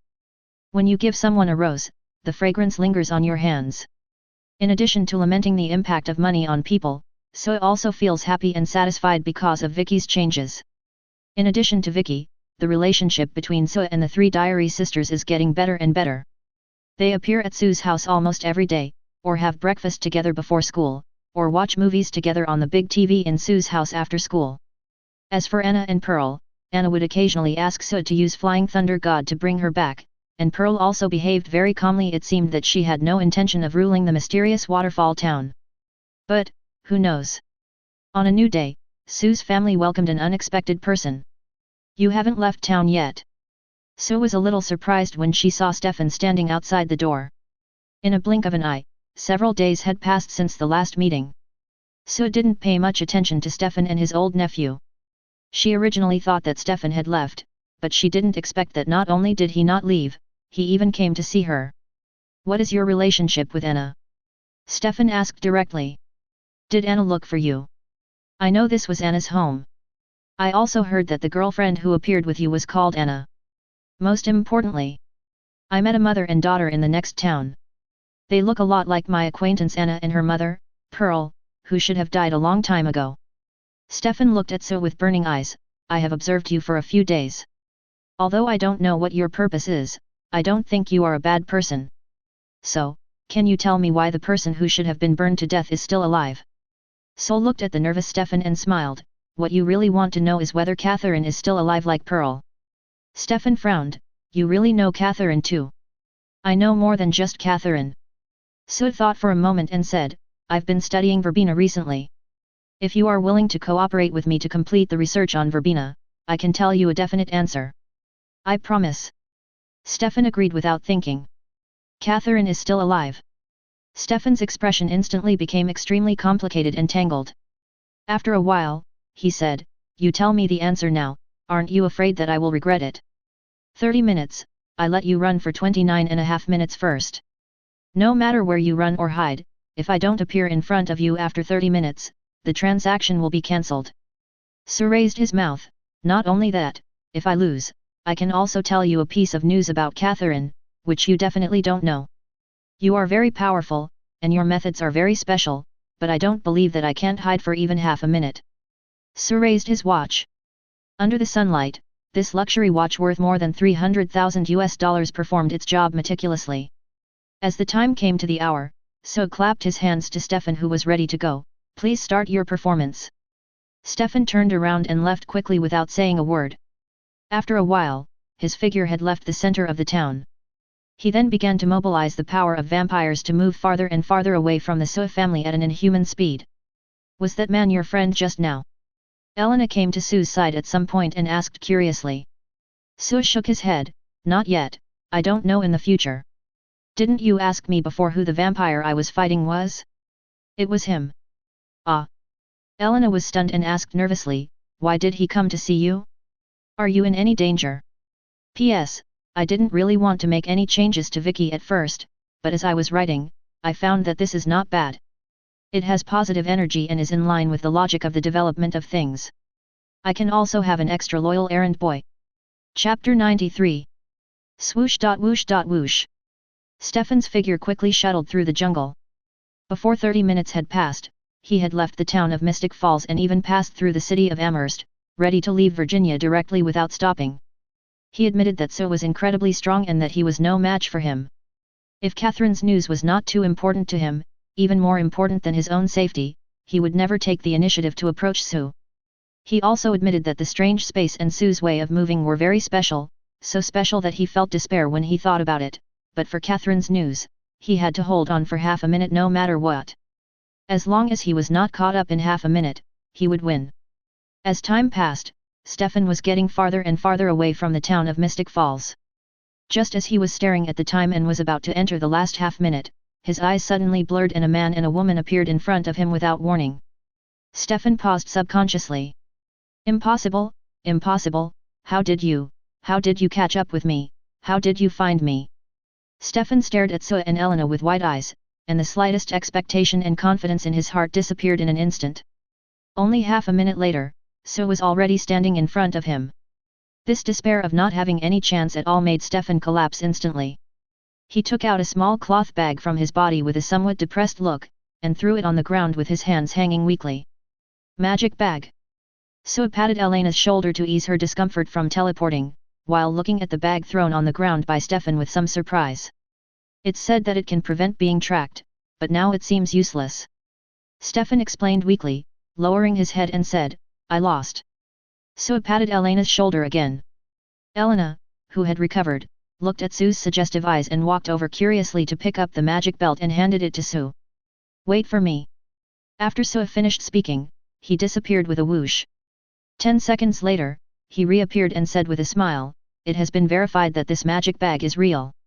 Real. It can only protect against demons. This kind of magic bag that prevents demons from tracking is obviously from the evil power. Only the Wen brothers and other demon hunters who have evil power can deal with demons. Where did you get it? Su returned the spell bag to Stefan and asked curiously. Don't you want it? Even if you can't use it, you can give it to someone around you. Stefan was a little surprised and glanced at Elena. Stefan already knew about this woman who looked like Catherine when he was secretly observing Su these days. He was really shocked at first, but later he found out that it was not Catherine. Stefan couldn't help but speculate about her relationship with Catherine. This was one of the reasons why he went to Su to ask about Catherine's life and death. Elena and Su have a close relationship, and Su also knows Anna, and Anna's mother, who was originally dead, is alive again, so Stefan thinks that Su may know about Catherine. I'll come to see you in the evening. Su didn't explain why he didn't leave the spell bag behind, nor did he explain how he caught up with Stefan. Song Jian gave 10 instructions and left again with Elena. What could Stefan say? He had to run back to where he had left off. After returning to Mystic Falls, Su took the initiative to send Elena to school. The two of them walked together. Many people saw this scene along the way. Su didn't care, but Elena was a little shy. After waving goodbye and watching Elena enter the school gate, Su left the Flying Thunder God mark nearby and teleported back home. Vicky was waiting for him at the door. Breakfast had already been bought. Su thought about it and gave her $20,000 as a monthly subscription. After breakfast, Su went upstairs to continue studying Verbena. In the afternoon, the three sisters from the sisterhood arrived as scheduled. Caroline intentionally or unintentionally asked about So sending Elena to school in the morning. Elena said that they just happened to meet, but Caroline didn't believe it at all. I have never heard So say that she is interested in their school. How could it be such a coincidence that we met on the way to school? Caroline felt a little nervous that her younger sisters might be competing with her. Although Elena did not stand out in school, her beauty was unquestionable. As everyone knew the So family, Caroline would feel very threatened if Elena really competed with her secretly. Sue's answer was the same as Elena's, which made Joe Lulin feel more threatened. OJ. The sudden system prompt sound made Sue, who was originally sitting on the sofa watching old movies with them, frown. Then he stood up, said he was going to the bathroom, and went upstairs. Upstairs, the bedrooms. Sue opened the system panel and immediately saw the chakra fruit that had appeared in the inventory. The special task of training ninjas was completed, and the one who helped him complete this task was naturally Olivia, who finally refined chakra. I gave her the chakra refining technique and the Konoha forehead protector, but it still took her several months to refine chakra. It's really not easy. Taking out the chakra fruit, Sue took a deep breath and swallowed it directly. The moment the chakra fruit entered his body, the chakra in Sue's body began to surge wildly. The sudden surge of chakra made him almost lose control and scream. This force is so strong. Sue could feel that in addition to the surge in chakra, his body seemed to be changing subtly. Etherealization, Tien. While he was not out of control, Sue directly entered the different space. The moment he entered the different space, the changes that could have been suppressed went out of control due to the use of chakra. A powerful force suddenly erupted from his body and quickly rushed to the surroundings with a destructive aura. Bang! Bang! Bang! There was a silent explosion, and the ground beneath Sue's feet instantly caved in and collapsed. Then, waves of tearing pain came from his forehead, as if something was about to drill out of his forehead. The Otsutsuki clan's character, or the third eye on the forehead, which is said to be a special eye technique that can only be opened by Li, by swallowing the fruit of the sacred tree, the Samsara Sharingan. Bang! The silent force caused Sue's body to shake violently, and then the surging and violent force stabilized. Sue opened his eyes, his Byakugan and Sharingan were automatically activated, and he felt that the chakra in his body had become so huge that he was a little uncomfortable. 10 times. At least the original chakra amount has increased tenfold. If we describe it numerically, the original amount of Sue's chakra was 1, but now it is 10. The original scale and power of ninjutsu was 1, and now it has become 10. With such a huge amount of chakra and the original recovery speed, Sue can finally turn the shiki paper dance into a passive ninjutsu, and it should be no problem to keep it turned on 24 hours a day. P.S. There is still a little information about the Otsutsuki clan, especially all of it is concentrated in Boruto, which is really unbearable to read. Song can rely on looking up information. Chapter 94. According to the explanation in the original work, the chakra fruit is a combination of amazing energy and genetic factor cells. The Otsutsuki clan will gradually complete their self-evolution by absorbing the chakra fruit. The key point is to gradually complete the modification of self-evolution. In other words, the real function of the chakra fruit is not to enhance chakra, but to allow the body or genes to evolve. The Otsutsuki clan came from a distant alien planet. They had a lifespan of thousands of years and were able to reincarnate through the wedge, making them an existence that transcended death. The Otsutsuki clan planted a sacred tree on the planet's land. The roots of the sacred tree spread to every corner of the planet and then absorbed the chakra of the life of all creatures on the planet. After that, it produced chakra fruits, collected the fruits, and completed evolution by absorbing the fruits. The six-path sage is half-earthling, so his lifespan is only as long as that of an earthling and he does not have the 1,000-year lifespan of an Otsutsuki. The horns on the six-path sage's head are much smaller than those of the Otsutsuki clan.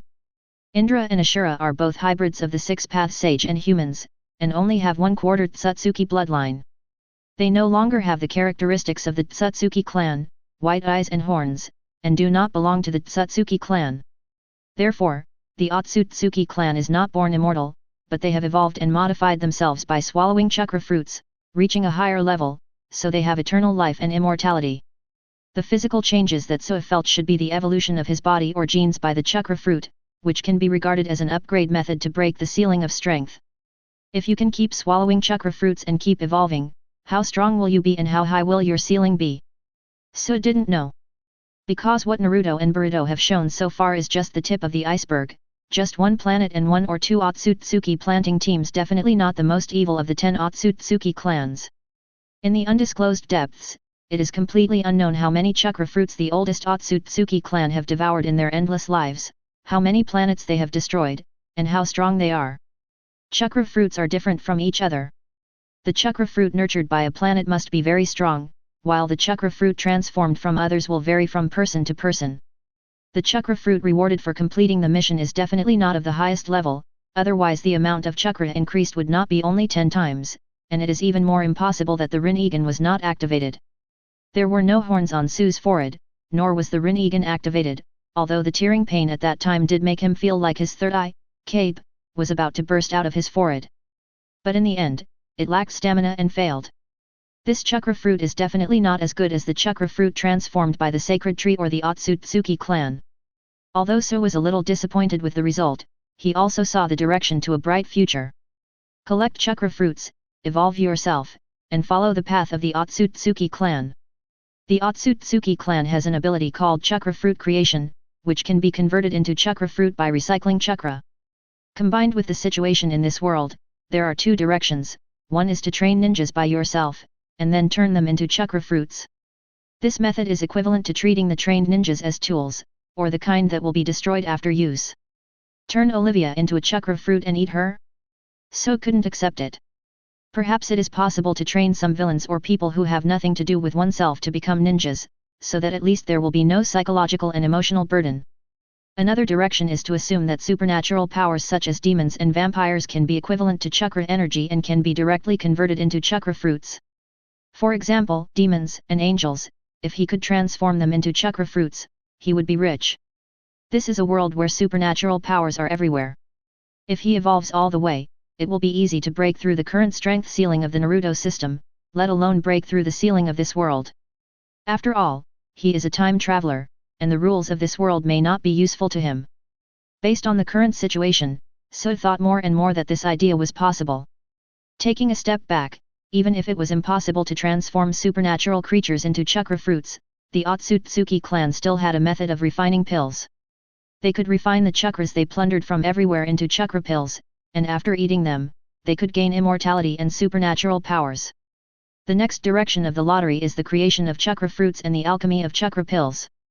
These two abilities are already considered the top abilities in the late stage of the Naruto system.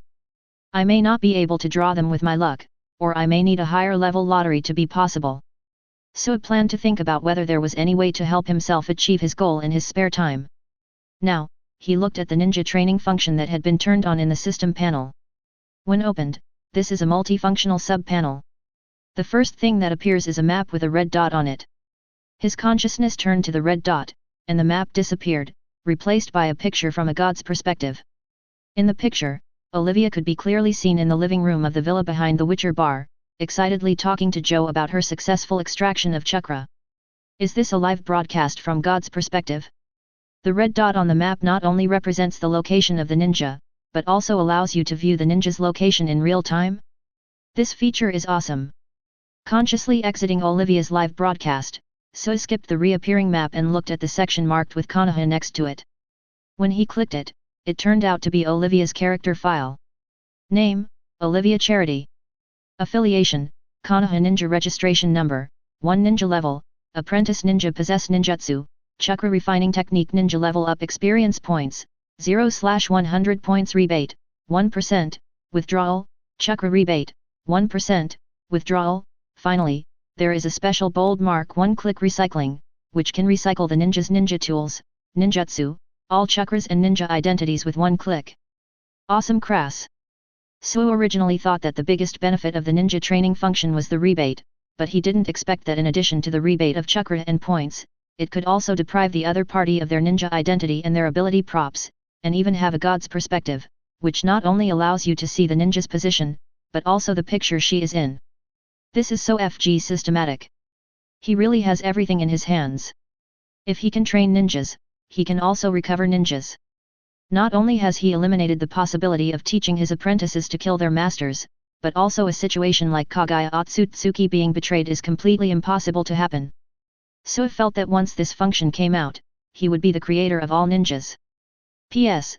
This chapter mainly points out the upgrade route of the protagonist's strength, and expands everyone's cognition of the protagonist's strength or the ceiling of the Naruto system.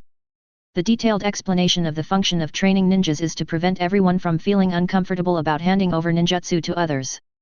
The protagonist is equivalent to the god of ninjas, who can know everything and take back everything in an instant. At the same time, they will also provide assistance to the protagonist's strength. Chapter 95. I almost forgot that in addition to rebates, the ninja training function can also get rewards for each ninja trained.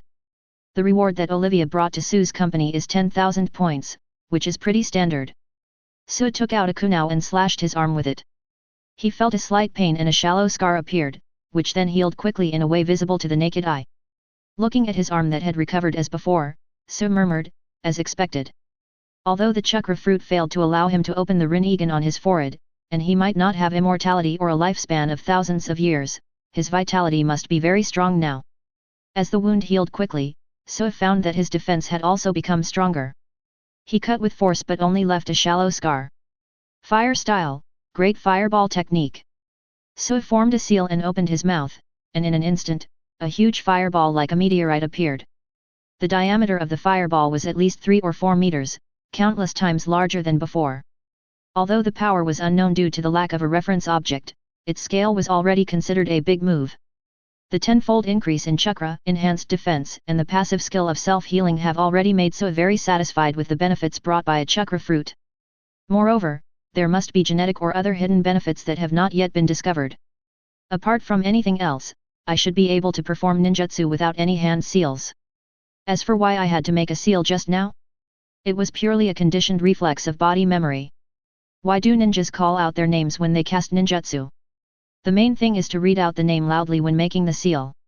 Once you become proficient in this, it will create a conditioned reflex, that is, as the name is called out, the hand can automatically make the seal conditionally. The space began to twist, and in the swirling ripples, Sue returned to his bedroom from the alien space. Ah! A cry of surprise came from the door and quickly disappeared. Looking at Elena, who was covering her mouth with a look of surprise, she laughed and joked softly, "It's not like you haven't seen me teleport before, am I getting more handsome again?" Why did your hair turn white?" Elena pointed at his hair in surprise.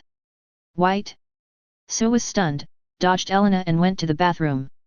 In the mirror, the originally inky black hair suddenly turned into snow white. "Otsutsuki, Sue-clan." Sue looked at her new hair color in the mirror and muttered to herself, "This should also be one of the effects of the chakra fruit? A characteristic of genetic evolution to a certain level." Bang! Sue clapped his hands. "What ninjutsu do you think it was?" Bang! The white mist surrounded him, and after it disappeared, his originally white hair had turned black again. Transformation. "That's it for now, let's go downstairs." Sue turned and smiled at Elena, pushing her out of the bathroom and downstairs. Caroline and Bonnie, who were downstairs, saw Elena and Sue coming downstairs. Caroline pretended to complain and asked Sue why she took so long to go to the bathroom, then she said goodbye and left with Bonnie and Elena. After they left, Sue returned to the different space and familiarized himself with his new state. He needed to be proficient in the huge amount of chakra and the release of whatever he shouted by clapping his hands. As for the white hair, Sue didn't take it seriously. It had no impact on her life anyway, and this hair color was quite cool. At least the hair salon couldn't dye it into such pure white. More than an hour later, Sue came out of his space and went to the Demon Hunter bar. The improvement of chakra or the improvement of oneself greatly increased the perception range of Flying Thunder God technique, and it could reach across 3 or 4 states in an instant. Sue was satisfied with Olivia's successful extraction of chakra, and gave her $1 million as a reward, and then taught her the first real ninjutsu, healing technique. There is no way. The only extra ninjutsu I have now is the healing technique. Although the healing technique is only the most basic medical ninjutsu, and is not considered advanced or powerful among the many ninjutsu in the Naruto system, for an ordinary person like Olivia, being able to heal wounds with just the energy in the body is already a very magical ability. After some encouragement, Sue assigned Olivia a task, asking her to find a thief named Bella. The mission was not difficult. It was mainly to verify whether the mission she assigned would count as experience points for improving her ninja level.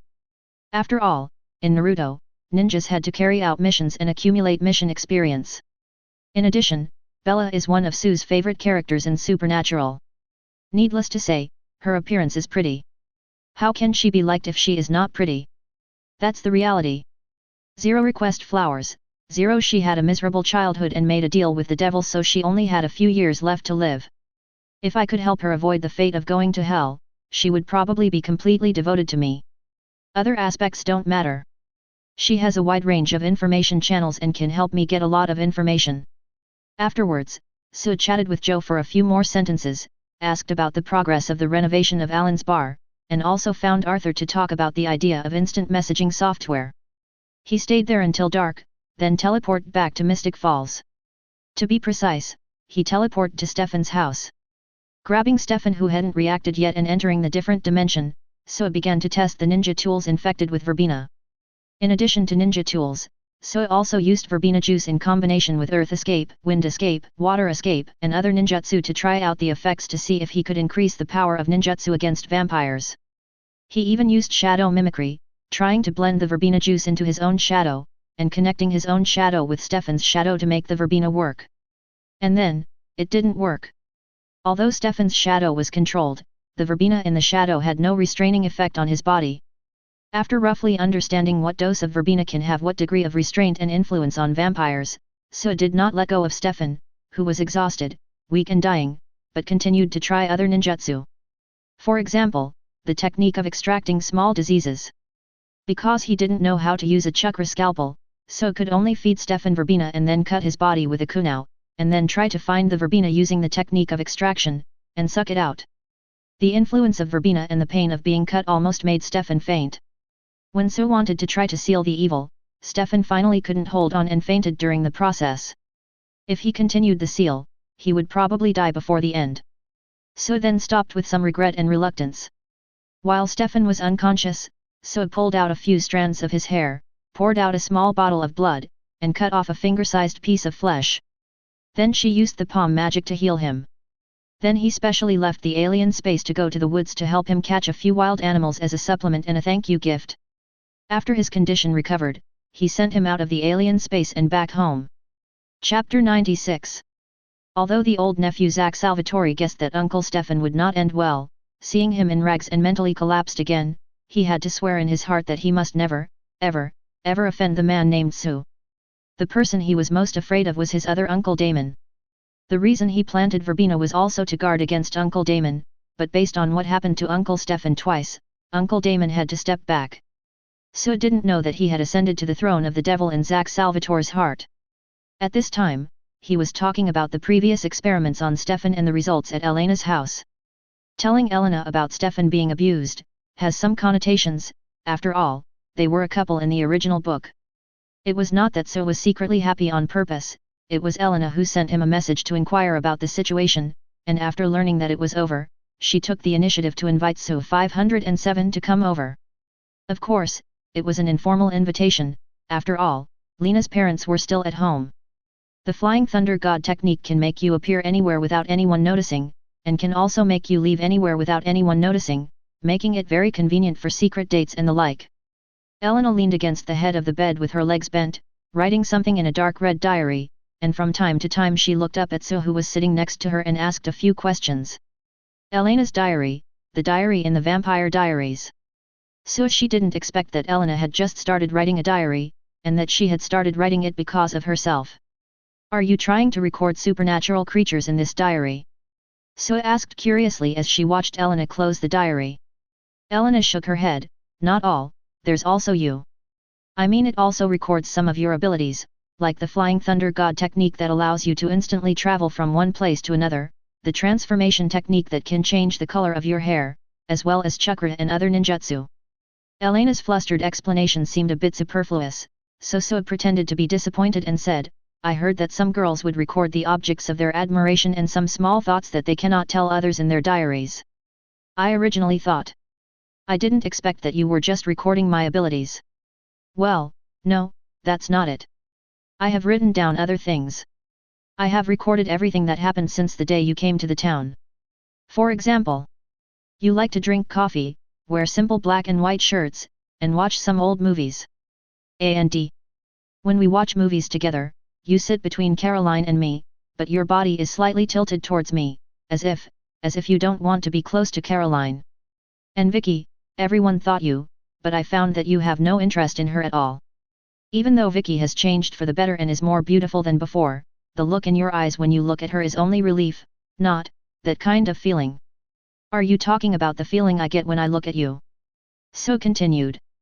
Elena's eyes averted for a moment, but soon moved back, and she seemed to muster up the courage to ask, "Don't you like Caroline? If you were asked to choose between Caroline and me, who would you choose?" Sue shook his head, "I won't choose anyone." Elena's originally nervous and expectant eyes dimmed instantly. Am I being too sentimental? I find that you girls really mature too early. Maybe you are used to it, but I am not. So if you ask me who I would choose now, my answer is no one. I will leave this question on hold for now. I will answer your question when you reach the legal age for marriage. Although it is easy to ignore age when interacting with them, as a wealthy person who promotes positive energy, some laws must still be followed. Elena looked at Sue, and her originally dim eyes gradually brightened up, like bright stars, almost blinding Sue's eyes. Are you sure you want to answer this question when I'm of legal marriage age? Sue nodded very affirmatively, of course. Then you can answer this question now. You may not know that the legal age for marriage in Virginia is 12, which means I can get married now. Elena blinked her cunning eyes and looked at the stunned Sue. Sue was shocked. He was really shocked.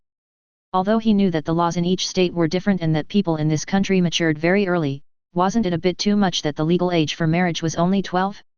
What is this, a legal loli? Sue shook his head speechlessly and said absurdly, maybe I should really change my mindset. Elena leaned forward slightly, so what's your answer? According to my current thoughts, I probably won't choose Caroline. She will become my friend, a destined person who will accompany me on my journey of exploring this world. But, who knows, maybe she can accompany me to the end, or maybe there will be someone else who will accompany me to the end. Sue is not a scumbag, he just wants to give all girls a home. If you make a mistake, try again. Sue just hasn't considered the issue of personal emotions. After all, it is difficult to last long relying solely on goodwill and impulse. It doesn't matter if you find female friends. As long as they are pretty, pleasing to the eye, and have admirable shining points, you can become friends. But you have to be cautious when finding a girlfriend. It is said that there is no true love in this society, but who doesn't desire, envy and want to have true love in their heart? Since we have the conditions to choose, why should we compromise for other reasons? Do you want to have a relationship that will never end? Although Elena was not very happy with Sue's answer, she was still very interested in Sue opening up and talking about emotional issues for the first time. Breaking up shouldn't be something you wish won't happen, I just want to be in a relationship where everything is just right. Sue shrugged, it's just like an ideal type. Before you fall in love, you have a standard ideal type, but when you really meet that person, the ideal type has to stand aside. Have you met the person who can make your ideal type step aside? Elena couldn't help but feel a little nervous again. Sue blinked her eyes, you know I won't live here forever, right? Maybe in a week, a month, or maybe tomorrow I will leave here. But you have the flying thunder god technique, so distance shouldn't be a problem for you, right? Elena gritted her teeth and mustered up the courage to say, how about we can try it first? If I'm not the one you think is just right, I will never pester you, and I won't tell anyone about our relationship. P.S. I am exhausted, I feel like I have dug a hole and buried myself. My character is a bit great and glorious, but I can't promote it directly. Even the interaction has to be carefully worded for fear of crossing the line. Can you imagine how difficult it is for a single guy like me, Lao Wang, to write love scenes? Chapter 97. Faced with Elena's cautious and almost pleading temptation, Sue agreed by default. It's not that he was afraid of being embarrassed if he agreed directly, but he really had a good impression of Elena, and they had been getting along very happily and nicely during this period. Besides, the girl has already said so much, wouldn't it be too bad if I rejected her explicitly? I promise to take care of as many girls as possible if I have the ability. Now that she asked for help, how can I refuse? Anyway, Elena is still young, and he will not settle down in Mystic Falls, so it is better to make each other's feelings clear first. On the one hand, it can allow Elena to avoid the messy emotional experiences in the original book, and on the other hand, they can spend more time together to determine whether they are suitable for each other, whether they are more suitable as lovers or friends.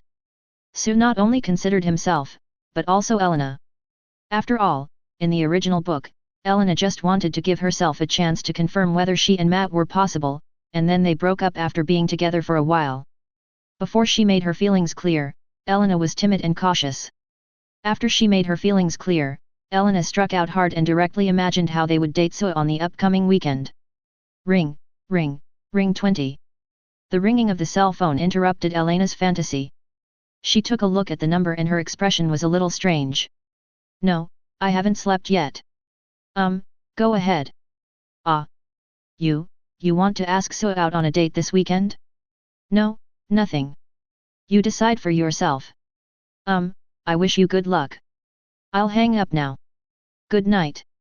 5 minutes later, Elena put down her phone and said to Sue, who had already heard the general idea, with a depressed expression, Caroline wants to ask you out on a date this weekend. I can refuse. Sue had a vague feeling that he was going to experience a Shura field. I am obviously a clean and positive little prince, but why does the development of the plot make me feel like a scumbag? It's an illusion, it must be an illusion. Except for being a little special to Elena, Sue's attitude towards Caroline was no different from that towards Olivia, Anna and the others. It's normal to get to know and make friends with pretty plot characters, right? Although Caroline made no secret of her desire for him, Olivia and Anna had done the same thing, and Serena was even more obvious. He couldn't just be indifferent to them because they liked him, right? You really don't like Caroline? Forget it, you don't have to answer my question. Everyone has the right to choose who to be with. I don't want to cause you trouble. Ring, ring, ring.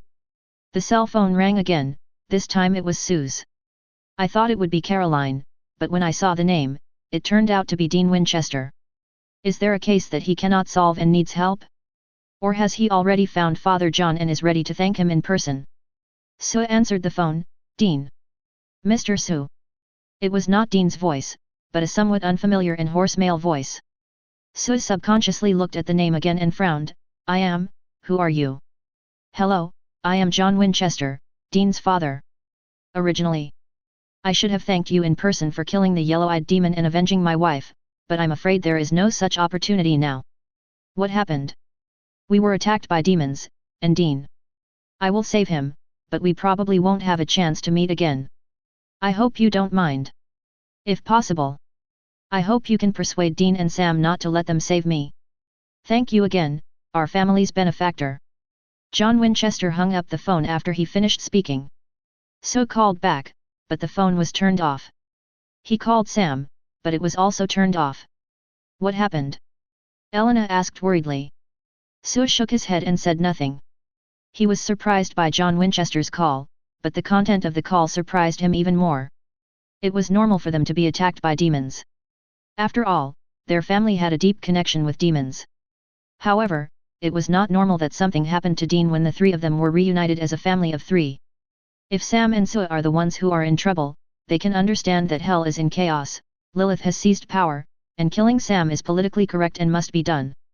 Now it's Dean who's in trouble, and John seems to be going back to his old ways in the TV series, which is not right. As expected, John wants to find the Crossroads demon and use his soul as an exchange to revive Dean, right? In the TV series, when they were fighting the yellow-eyed demon, John used his own soul to save Dean, and then when Sam got into trouble, Dean used his own soul to save Sam again. This is how their family is. You save me and I save you. In the end, except for John, the two Wen brothers are alive and well. The Winchester brothers are so powerful, and it's impossible for Dean to die so miserably when the three of them are together. This incident is probably related to hell.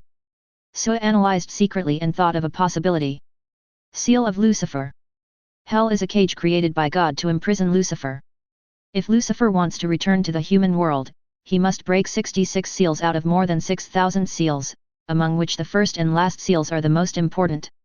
Ancient books record that when a righteous man was bloodthirsty in hell, his fall was the beginning of everything. In the TV series, John and Dean were tortured in hell. They were told that they would no longer be tortured as long as they tortured others. John persisted for 100 years and remained unmoved, while Dean persisted for 30 years and finally gave in. The first seal was thus released. The flow of time in hell and on earth is different. Now that Dean is in trouble, John is ready to use his own soul to save Dean. No matter whose soul goes to hell, there is a chance to unlock the first 773 layers of seal. Sue thought about it and felt that he didn't need to do anything. First of all, he couldn't save Dean. Secondly, even if there was no John and no Dean, as long as a righteous man became corrupt and bloodthirsty, the seal could be opened. It was impossible for them to be the only righteous people in such a big world. Therefore, the seal of Lucifer will definitely be lifted. The return of Lucifer is not only the result of the efforts of the yellow-eyed devil, Lilith, and the entire hell, but also the secret connivance of heaven. From Sue's perspective, he hopes Lucifer will return. First, it's a check-in mentality. I want to see Lucifer in person. Secondly, for the sake of the Chakra fruit or Chakradan, Lucifer's return triggered the apocalypse, allowing the 4 horsemen of the apocalypse, the knights of hell and angels and demons of all sizes to appear on the stage. The more demons and angels appear, the more opportunities he will have to gain benefits. Therefore, there is no need to figure out how to help the Wen family escape the disaster like a nanny. Their fate is already determined. What they really need to consider is to have the ability to create Chakra fruits and Chakradan before Lucifer returns, to ensure the safety of themselves and those around them in the future battle between angels and demons, and then, get more benefits. P.S. I write until I am exhausted and trembling every day. I want to find time to finish the old book but I can't do it at all. I am so depressed. I hope that my writing state can be restored as soon as possible, and I can finish the old book as much as possible this month. It feels a bit difficult. Chapter 98. I'm afraid we have to cancel our date this weekend. Sue told Elena about the affairs of the old Wen family with regret. Although she was not going to intervene, she would definitely go and take a look, and comfort the Wen brothers by the way. Sooner or later, you will get used to some things. My date or Caroline's? After hearing this, Elena blinked mischievously, and then said sympathetically, you don't have to worry about me, just go and do what you need to do. If being together doesn't bring you happiness but instead brings you trouble and burden, that's definitely not what I want. I don't want you to be distracted by me when you are busy, or even put you in danger. As long as you are free and miss me, you can always find me. Elena leaned forward slightly and boldly gave Sue a good night of encouragement.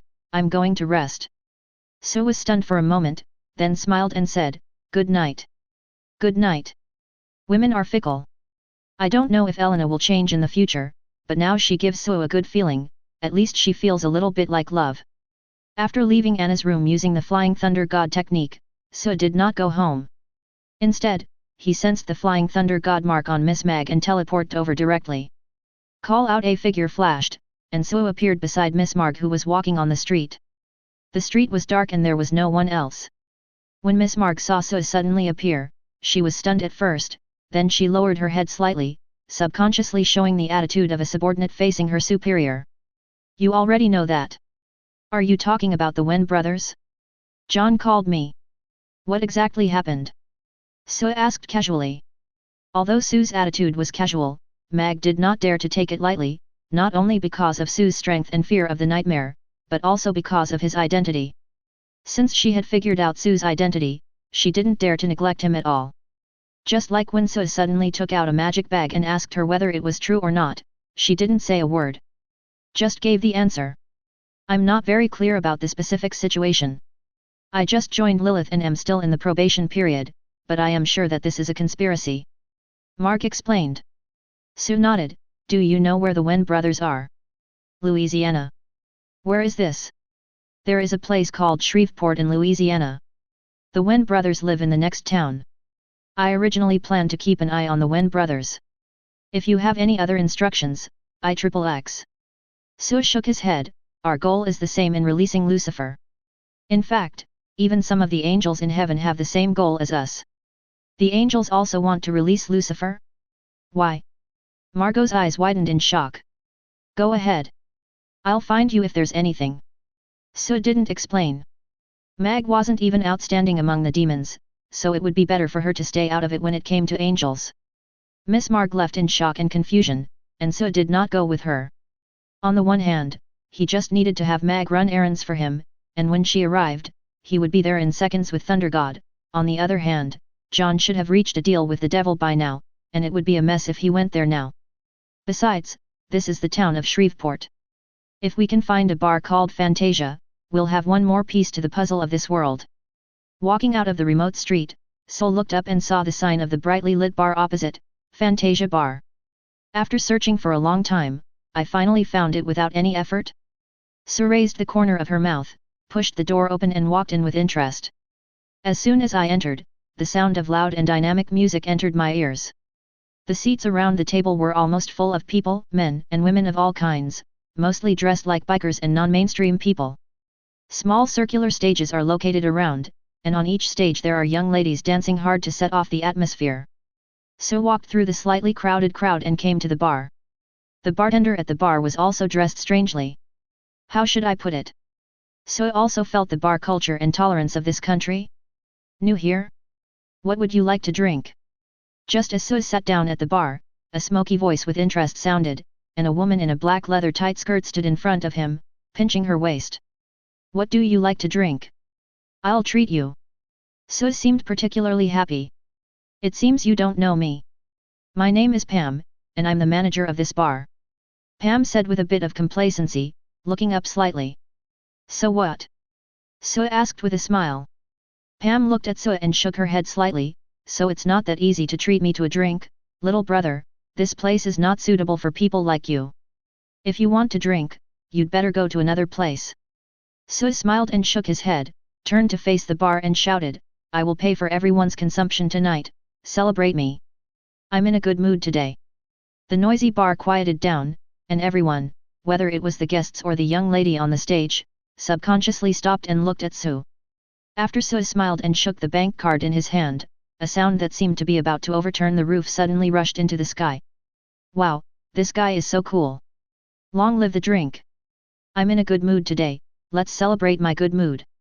Have a good mood. The originally lively bar became even more lively with cheers and greetings.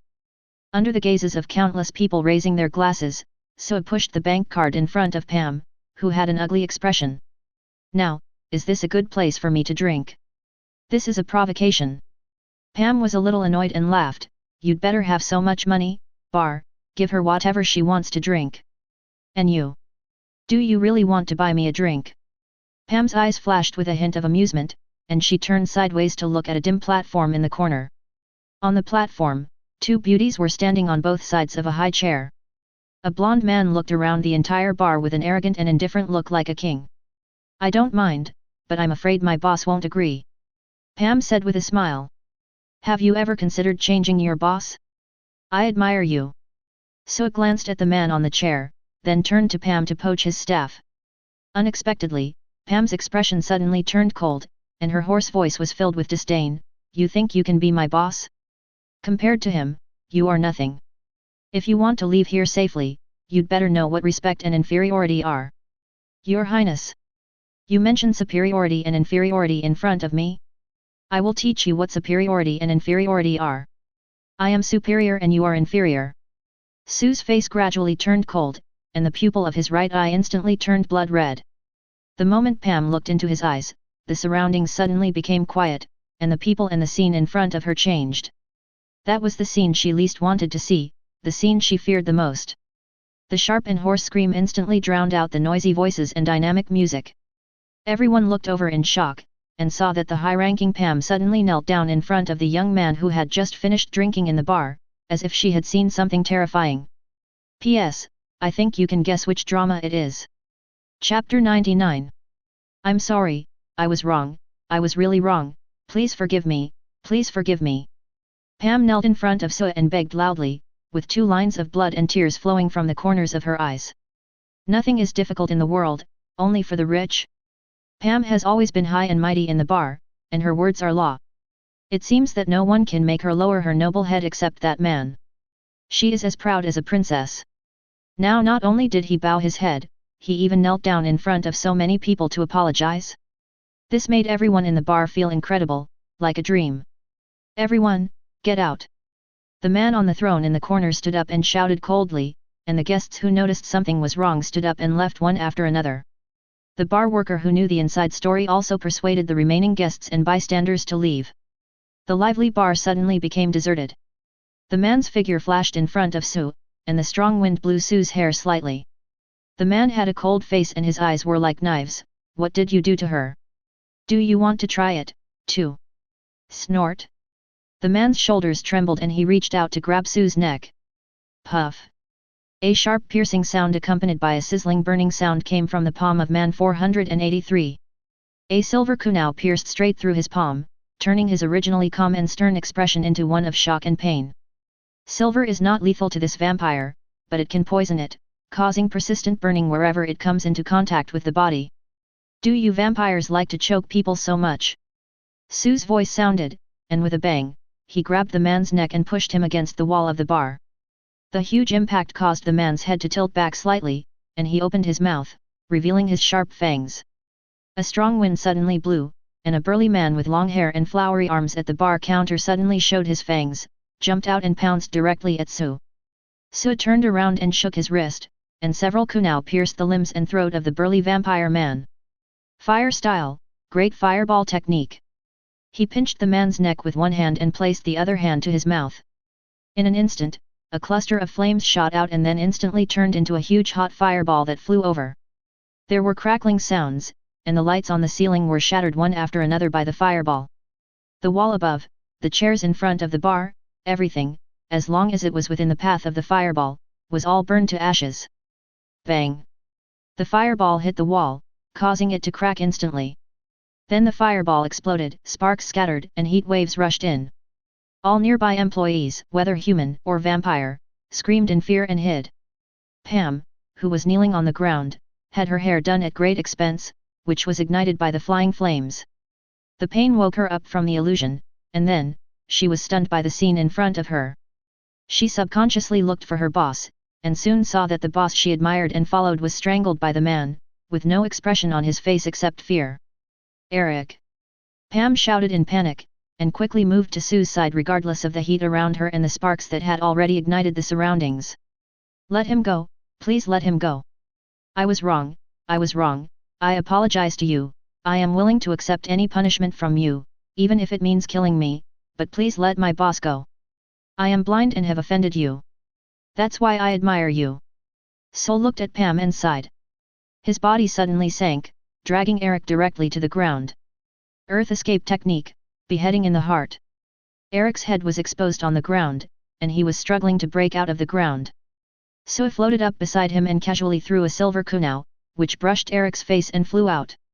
OJ! The silver kunai was nailed to the wall, leaving a burning red wound on Eric's face. Shot off target? Of course not. This is just a small warning. If you move around again, you'll probably be hit right in the center next time. Eric froze for a moment. Sol looked around, and Pam was very attentive and moved the throne on the podium behind him.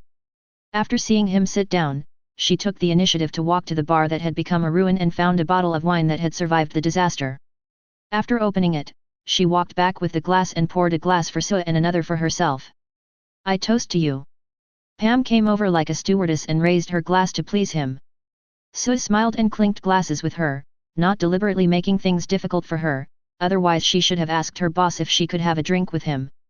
After drinking it all, Pam breathed a sigh of relief and cautiously asked, You seem to recognize me. Sue nodded, I have heard of it, so I came here because of its reputation. Who are you looking for? Let's get to know each other and make friends. Sue thought for a moment and chuckled, You probably don't want to be friends with me now, do you? How could that be? Pam shook her head very straightforwardly, It is my honor to have a friend as powerful as you. I was blind and offended you before. You are very generous for not taking it to heart. You can talk much more now than before, well, if you can talk, just say more.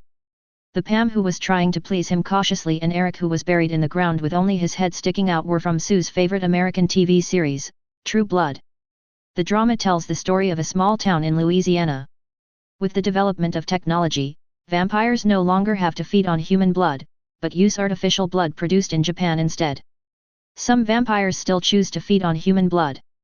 But the vampires were finally able to crawl out of the coffins where they had been hiding and walk into the human circle, ushering in an era of peaceful coexistence for the first time. In a small town, a young waitress with the ability to read minds falls in love with a handsome and mysterious vampire, and is thus involved in a series of murders and the mystery of her own life. Vampires, werewolves, elves, shapeshifters, witches, leopard people, Bacchus maidens, and so on appear one after another. This is a drama with a supernatural creature background. The reason why So likes this drama is very simple. It has a large scale, and in the context of this subject matter, the large scale makes it more realistic. After meeting Pam and Eric, I confirmed that there is a show called True Blood in this world, so the question is, the vampires in this drama live openly among humans, and humans are clearly aware of the existence of vampires. So did not notice this when he was browsing newspapers before. In other words, the background of this drama has changed due to the fusion of the world. It's a fusion world, so it's normal for some changes to occur when the background conflicts. What Sue really wants to know is whether the artificial synthetic blood that replaces human blood in the play, real blood, exists. If it does exist, is it effective against all types of vampires? P.S. This was the first show I finished when I decided to write this book about American TV series. I watched all 7 seasons and took notes on every episode. Then I couldn't stand it anymore and basically didn't watch the rest of the show, or the show would change after a few episodes. It's hard to stick to a show and finish it, especially when you have to take notes. Chapter 100. Is there real blood? Sol looked at Pam, who had been squatting beside him without getting up. Pam looked puzzled. What is real blood? Is it fresh blood? If you need it, can they provide it? Everyone is carefully selected. We have all kinds of blood. It is absolutely fresh and healthy. Several female employees nearby took a few trembling steps forward.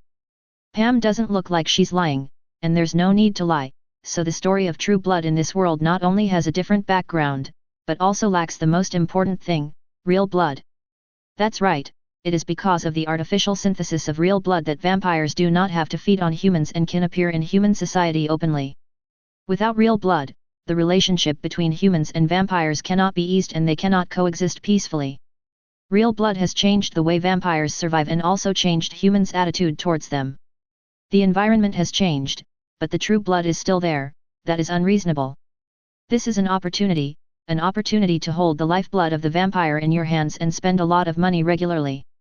Sir rejected the good intentions of Pam and the other female employees, and stood up and asked, 1 million, is it enough to pay for everyone's bills and compensate for their losses?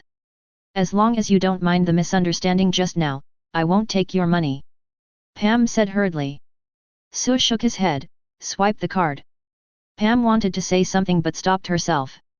Seeing Sue's firm attitude, she could only turn back to the counter, find the bank card, swipe 1 million, and then respectfully returned the bank card to Sue with both hands.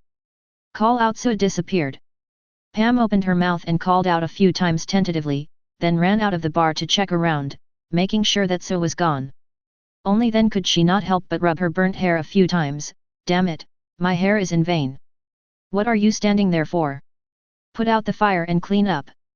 The others woke up as if from a dream and hurriedly packed up.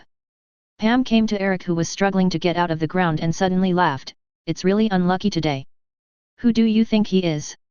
It's easy to kill our people. Eric, who finally crawled out, replied unhappily. It's been so many years since you turned me into a vampire. This is the first time I feel fear.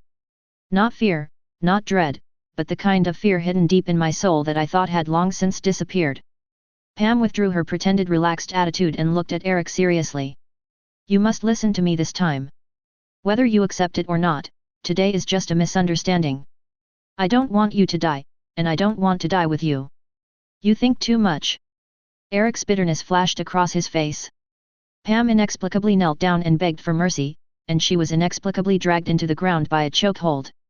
The bartender vampire Lang's halo was directly wiped out by the huge fireball released by the opponent. More importantly, the opponent's attitude was so nonchalant and casual, not serious at all, and not even full of strength. In this case, what can you do if you are not convinced? There is no point in being brave. That is not bravery, that is suicide. Mystic Falls, Elena's room. Elena, who was about to turn off the lights and go to sleep, was stunned for a few seconds when she saw Sue coming back. She asked excitedly, "Why did you come back so soon?" "I need to check something online."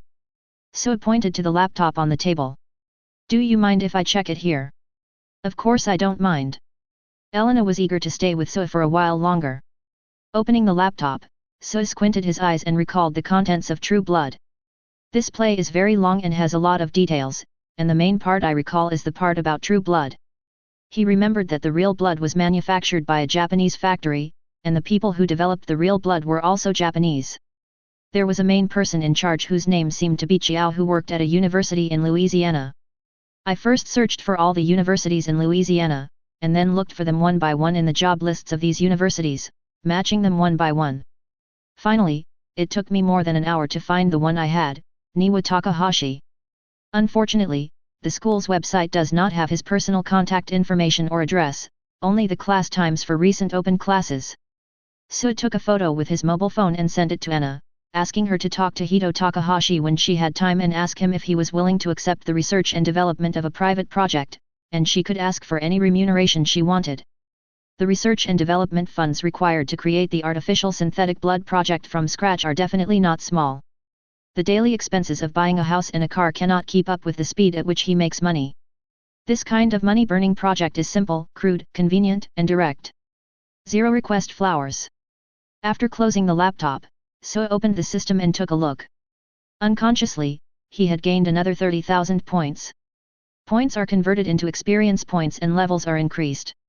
Level, LV3, Apprentice Ninja, every heartbeat will receive a $5 reward, experience value, 0/50,000. There is still no Apprentice Ninja title, the heartbeat reward has increased from $2 to $5, the speed of making money has increased, and the experience points required for upgrading have also increased from 20,000 to 50,000. It seems that experience and rewards seem to be related. Upgrading requires 10,000 experience points and the reward is $1. Upgrading requires 20,000 experience points and the reward is $2. Now upgrading requires 50,000 experience points and the reward is $5. The design is simple and clear. As long as I spend another 5 million, I can upgrade. The difficulty seems a bit low. Although I don't know what the maximum level is, I probably won't be able to get rid of the title of Apprentice Ninja in the short term. After the upgrade, the lottery points will be increased from 200 points to 500 points. Currently, there are about 12,000 points left. Let's do a 10 draw first. The first draw after upgrading should have a lucky bonus. After the ding sound, the results of the 10 consecutive draws came out. Seal Talisman 1 Chakra Refining Technique 1 Substitute Technique 1 Red Light Fishing Rod 1 Kunai 3 Shuriken 3 Soul looked at the lottery results with a complicated expression, which was hard to describe. Apart from the sealing talisman and the red light fishing rod, the things he drew were basically useless. Chakra refining techniques and substitution techniques can only be used to train ninjas, especially the substitution technique, which is actually very practical in this world. It's just that I drew it too late. By the time I drew it, I no longer needed the substitution technique to dodge. If Olivia can master the healing technique quickly, I can continue to teach her the substitution technique. The goal of this upgrade lottery was mainly to get the chakra fruit and the method of making chakra dan, but unfortunately they didn't get it. Instead, they got an item that Suo didn't expect, the red light fishing rod. P.S. Thank you for your support, brothers. In a few days, the total number of words in the book has almost reached 200,000. I feel a little guilty towards the readers of the old book. I will finish the old book as soon as possible. If you enjoyed this video, please give it a like and subscribe to the channel so you are notified of future uploads. You can find the next parts in the playlist visible on the screen or on my channel. Thank you for watching, and I'll see you in the next one.